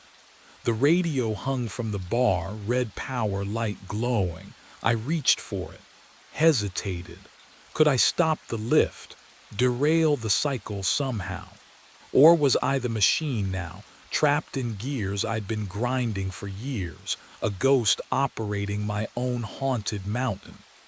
The wind carried the scent of frost and pine, familiar, almost comforting. I wrapped my fingers around the radio. Maybe tonight would be different. Maybe tonight I'd remember how to die for real. The knock came at 3:30. I froze, syringe halfway to the sharps container. The sound echoed through the van's metal walls, 3 deliberate raps that didn't belong to this hour, this parking lot, this silence. No one donated blood at 3:30 in the morning. I set the syringe down. My wedding ring clinked against the steel counter, the only other sound besides my breathing. Outside the tinted windows, the community center lot stretched empty beneath a single street light. Fog crept between the painted lines. The knock came again, harder. "We're closed," I called out, but my voice sounded thin, unconvincing. "I need to donate." The man's voice outside was flat, urgent. "Right now." I glanced at the door release. Protocol said never open after hours, but something in his tone, desperation maybe, or fear. I knew that frequency too well lately. The antiseptic smell in the van suddenly seemed stronger, cut with something metallic and wrong. I opened the door. He stood in the amber wash of the streetlight, wearing a jacket identical to mine, down to the blood bank logo on the chest. His face, oh God. "Come in," I heard myself say, stepping back. What else could I do? He climbed inside, moving stiffly, and sat in the donation chair without being asked. Up close, his skin looked waxy, pale in a way that went beyond tired. "I'll need to check your vitals first," I said, reaching for the blood pressure cuff. "Don't bother." But he extended his arm anyway. I wrapped the cuff around his bicep, pumped it tight, watched the gauge. Nothing. I pressed 2 fingers to his wrist, waited, moved them to his neck. No pulse, no heartbeat, just cold skin that felt like "Stephen," he said. I stepped back. "How do you know because I'm you." He looked up and his eyes were mine, hollow, exhausted. "I died 3 months ago at 3:34, right here." He pointed at the floor, at the dark stain I could never scrub clean. "And in 4 minutes, you will too." The first spike of pain hit my chest like a fist. My mind raced back to the beginning. 3 months earlier, when I thought this job would save me. The overnight shift, 2 in the morning to 6. Walter Rhodes offered it during my interview, his eyes lingering on the pale band where Jennifer's wedding ring used to press against my finger. "Most guys can't handle the isolation," he said, "but you look like you need it." He was right. I took the wedding ring from my nightstand before my first shift, slipped it back on. The metal felt cold, unfamiliar, like wearing someone else's bones, but I couldn't let it go. Wouldn't. What would you do if everything you built just dissolved? If she walked away and you still couldn't stop hoping? The community center parking lot became my sanctuary. I'd arrive at 2, unlock the van, let the door's hydraulic hiss swallow the silence. Inside smelled like antiseptic and something else. Metal, old metal, the kind of scent that sticks to the back of your throat. The routine calmed me. Check supplies, calibrate equipment, wipe down surfaces. No one calling my name, no one asking where I'd been. Just me and the hum of refrigeration units keeping blood cold. I noticed the stain my second night, dark, irregular, near the donation chair's base. I scrubbed it with bleach. It lightened but never disappeared. The fibers had absorbed something deep. I scrubbed again the next night and the next. Walter saw me once, shook his head. "Don't bother," he said. "That's been there since before you." I asked what caused it. He walked away without answering. The isolation wrapped around me like fog. I wanted it, craved it. Out here, I didn't have to explain why I still wore the ring or why Jennifer's number stayed in my phone, unblocked, waiting. But some stains don't just mark the floor. They mark what's coming. The pain hit at 3:34, not the dull ache I'd carried for weeks. This was a fist closing around my heart, squeezing until my ribs bent inward. I doubled over near the donation chair, gasping. The antiseptic smell turned sharp and metallic in my nostrils.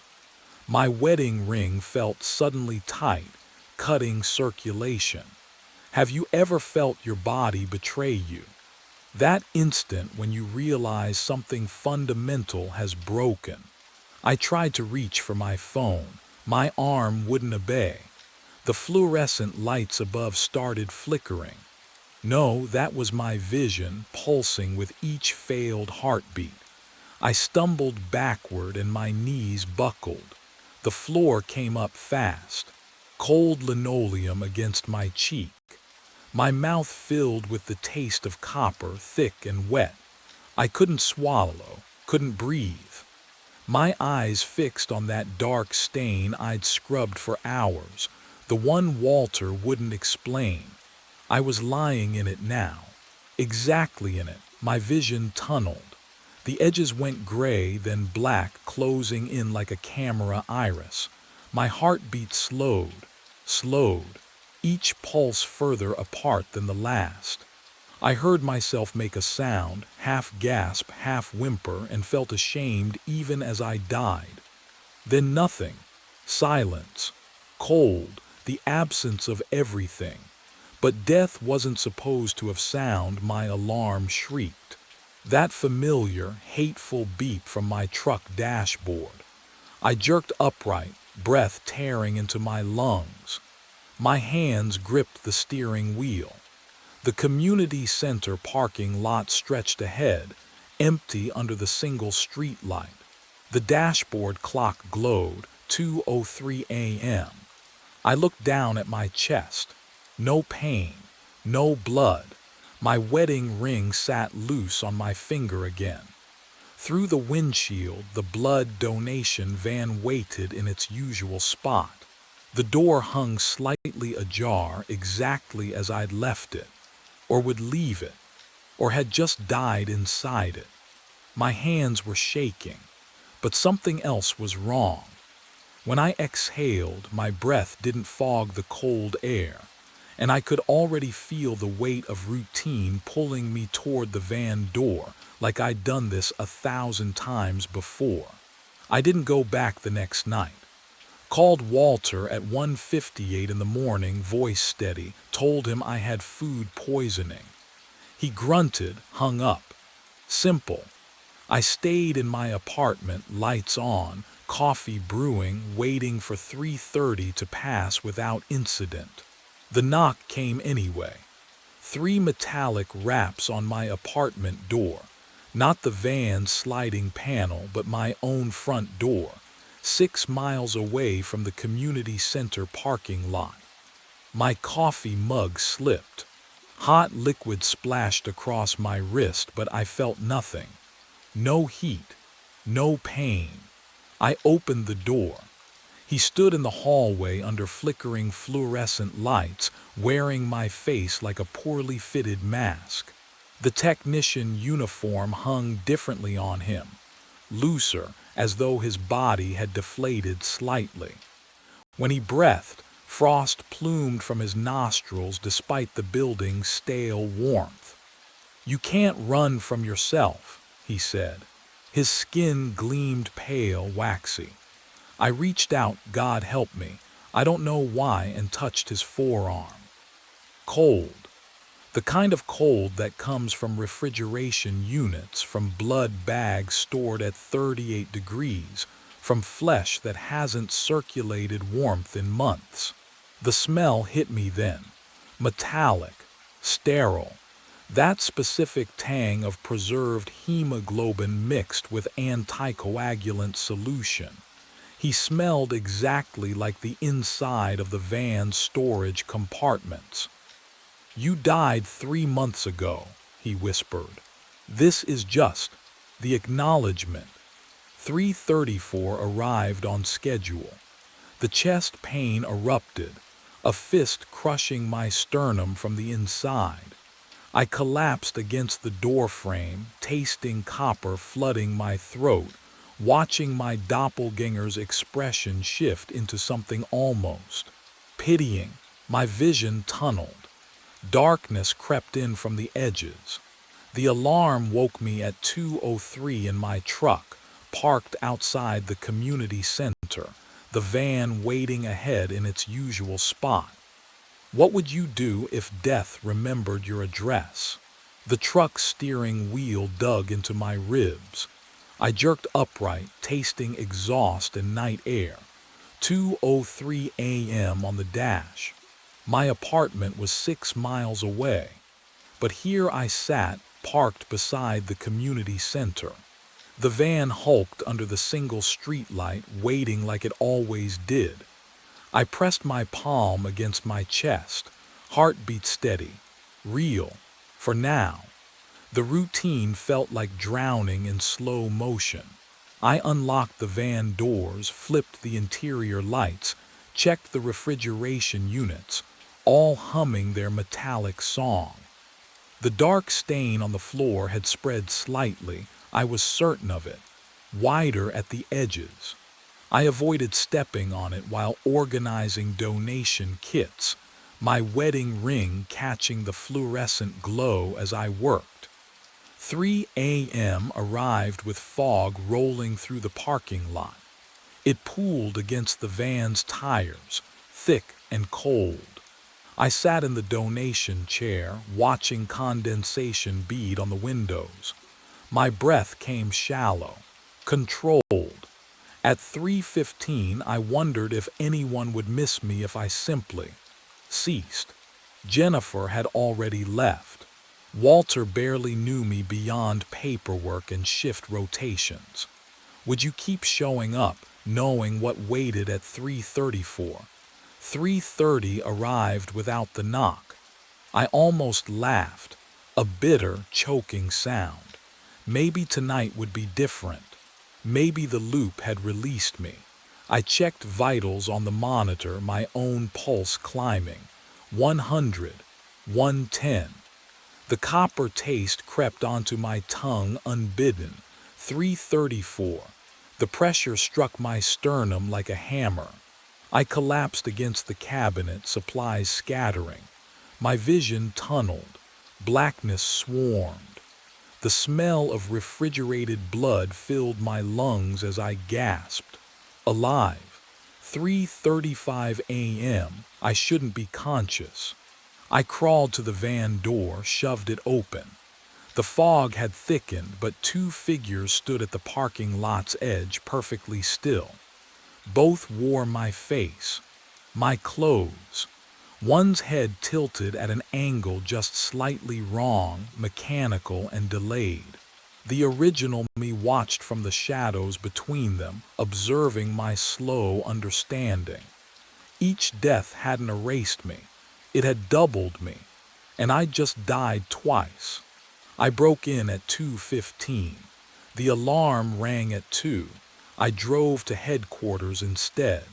My hands shook on the steering wheel, but I couldn't stay ignorant anymore.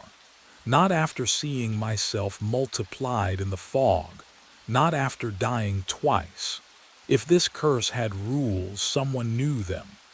The blood bank building stood dark against the October sky, fluorescent safety lights humming behind tinted glass. I used my access card. It still worked. The door clicked open with a sound like cracking ice. Inside, the air smelled wrong, recycled and cold, with an undertone of copper I couldn't place. My footsteps echoed on linoleum floors. Every sound felt amplified in the silence. The buzz of lights overhead, the distant hum of refrigeration units, my own shallow breathing. Walter Rhodes' office was locked. I jimmied it open with a screwdriver from my truck, metal scraping against metal until the bolt gave way. The noise made my teeth ache. His desk was pristine, too pristine, but the filing cabinet behind it, that's where I found them. Employee incident reports, dozens of them. I spread them across the desk under the desk lamp's yellow glow, fingers trembling as I read dates and times and causes of death. Marcus Brennan, cardiac arrest, 3:44 a.m., van number 7. I blinked. 3:44. No, I leaned closer. The ink was darker there, written over something else. I tilted the paper under the light. 3:34 a.m. Someone had changed it. My pulse hammered. I grabbed another file. Teresa Nguyen, cardiac arrest. 3:47 a.m. Also altered. The original time bled through the correction fluid like a ghost. 3:34. Can you imagine finding your own death, pre-written, covered up? I grabbed another file. And another. 8 technicians total over 3 months. All cardiac arrest. All in the van. All at 3:34 in the morning, their deaths clumsily disguised with different times. Then I saw the employee photos paperclipped to each report. Different faces, different ages, different skin tones and hairstyles and bone structures, but the eyes, oh God, the eyes were identical. My eyes, staring back at me from 8 strangers' faces, the same shade of gray-green, the same slight asymmetry in the left pupil. The desk lamp flickered. Once, twice. In the window's reflection behind me, someone wearing a blood technician uniform stood in the doorway, and he was smiling with my mouth. I ran. The fluorescent lights of the headquarters building strobed past me as I stumbled through the exit. Cold air hit my face. My truck keys rattled in my trembling hand, metal biting into my palm. The parking lot stretched empty under a dying streetlight, except it wasn't empty. Not really. I didn't look back at the window where my reflection had smiled. The engine roared to life. I threw the truck into reverse, tires squealing against asphalt. The van sat alone in the community center lot, waiting for me like it always did. But tonight, this loop, this iteration, whatever the hell this was, I wouldn't go. I'd break the pattern. Geography had to matter. Distance had to mean something. The highway unspooled under my headlights. Rain began to fall, soft at first, then harder. Each drop drummed against the windshield in rhythm with my pulse. 3 miles. 5, 10. The blood bank headquarters disappeared in my rearview mirror, swallowed by darkness and distance. At 15 miles, I saw the diner. Its neon sign flickered pink and blue through the downpour. Open 24 hours. The parking lot held 2 other cars, their windows fogged. Normal people, living people. I pulled in beside a rusted sedan and killed the engine. The silence pressed against my eardrums. I checked my watch. 2:53 in the morning. 41 minutes until 3:30. Could distance really stop what was coming? The incident reports hadn't mentioned anyone leaving the van. Maybe no one else had tried. The diner bell chimed as I pushed through the door. Warm air thick with grease and burnt coffee wrapped around me. A waitress looked up from behind the counter, her eyes tired but human. No gray-green, no recognition, just a stranger seeing another stranger. I slid into a corner booth, vinyl cold against my back. The window beside me reflected the empty parking lot, rain streaking down the glass. My own face stared back, hollow-eyed, unshaven. Just me. Only me. Coffee, the waitress appeared, pot in hand. Please, she poured. Steam rose from the mug, carrying that bitter, over-roasted smell. I wrapped both hands around the ceramic, letting the heat seep into my skin. My wedding ring clinked against the rim. Have you ever run from something you knew would find you anyway? The diner hummed with artificial normalcy. A cook scraped a griddle in the kitchen. The coffee pot hissed on its burner. Rain tapped its endless rhythm, but underneath I felt it, that familiar weight. The certainty of 3:34 approaching like a train on fixed tracks. I sipped the coffee. It tasted metallic. Wrong, 3:14. The other customers had left without me noticing. The waitress wiped down the counter, her back to me. The fluorescent lights buzzed overhead, their frequency just slightly off, creating a pressure behind my eyes. I shouldn't have been able to smell antiseptic. Not here. Not 15 miles from the van. But I did. Clean. Chemical. Sharp enough to cut through the grease and coffee.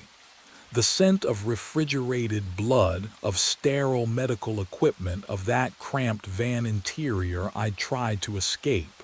It had followed me, or, oh God, or I'd brought it with me, in my clothes, in my skin, in whatever part of me was already dead.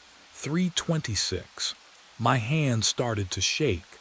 Coffee sloshed over the rim, scalding my thumb. I set the mug down carefully, watching the dark liquid ripple in concentric circles. The surface reflected the overhead light, just the light, nothing else. The rain stopped, all at once, mid-drumbeat. The sudden silence felt like pressure change before a storm, that hollow quiet that makes your ears ache. I looked out the window. The parking lot glistened under the street light, puddles perfectly still. 3:29. The waitress had vanished. The kitchen sounds had ceased. I was alone in the diner, surrounded by empty booths and the smell of something that shouldn't be there. My breath fogged the window glass. Then I noticed the coffee. Steam no longer rose from the mug. I touched the ceramic, ice cold. In the span of seconds it had frozen, not literally, but the heat had been sucked out of it like warmth fleeing a corpse. 3:30. In the window's reflection, behind my own pale face, a figure stood in the parking lot. He wore a blood technician's uniform. His hair matched mine, every strand. His posture mirrored the way I held my shoulders, the slight favor of my left side from an old injury. He didn't move, didn't blink, just watched me through the glass with eyes that caught the diner's light wrong, reflecting it back too bright, too gray-green. I spun around. The parking lot was empty, but when I turned back to the window, there he was, closer now, 5 feet from the glass. Water dripped from his uniform even though the rain had stopped. His mouth moved, forming words I couldn't hear. The same words from 3 months of loops. You're already dead. My chest tightened. Oh no, no, no, no, not here. Geography was supposed to matter. Distance was supposed to. The pain struck at exactly 3:34. A fist clenched around my heart, squeezed. I gasped, groping for the table edge, but my hands wouldn't obey. The mug crashed to the floor.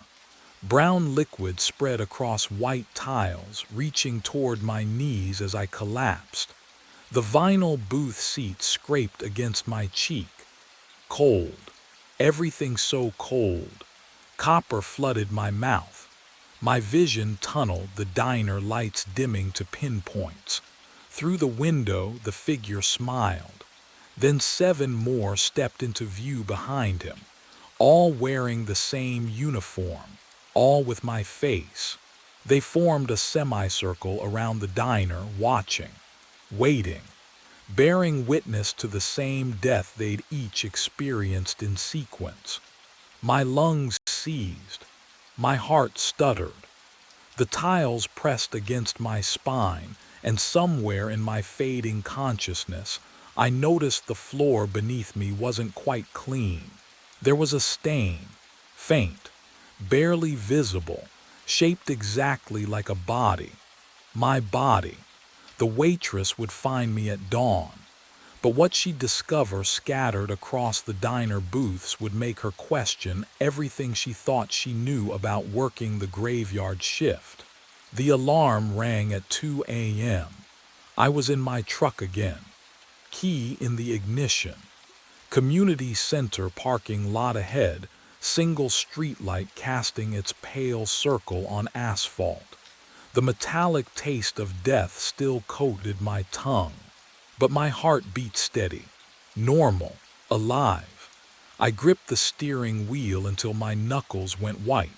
7 times now. 7 deaths on diner tiles, van floors, parking lot gravel, each ending at 3:34 a.m., each beginning here at 2 with this same alarm and the cold certainty that nothing I did mattered. The van waited in its usual spot, white paint glowing under the streetlight. I stepped out. Fog pooled around my ankles, thick and wrong for October. My breath misted in front of me, too cold even for autumn. The air smelled like antiseptic and copper. And then I saw them. 7 figures, surrounding the van in perfect symmetry, each wearing a blood technician uniform.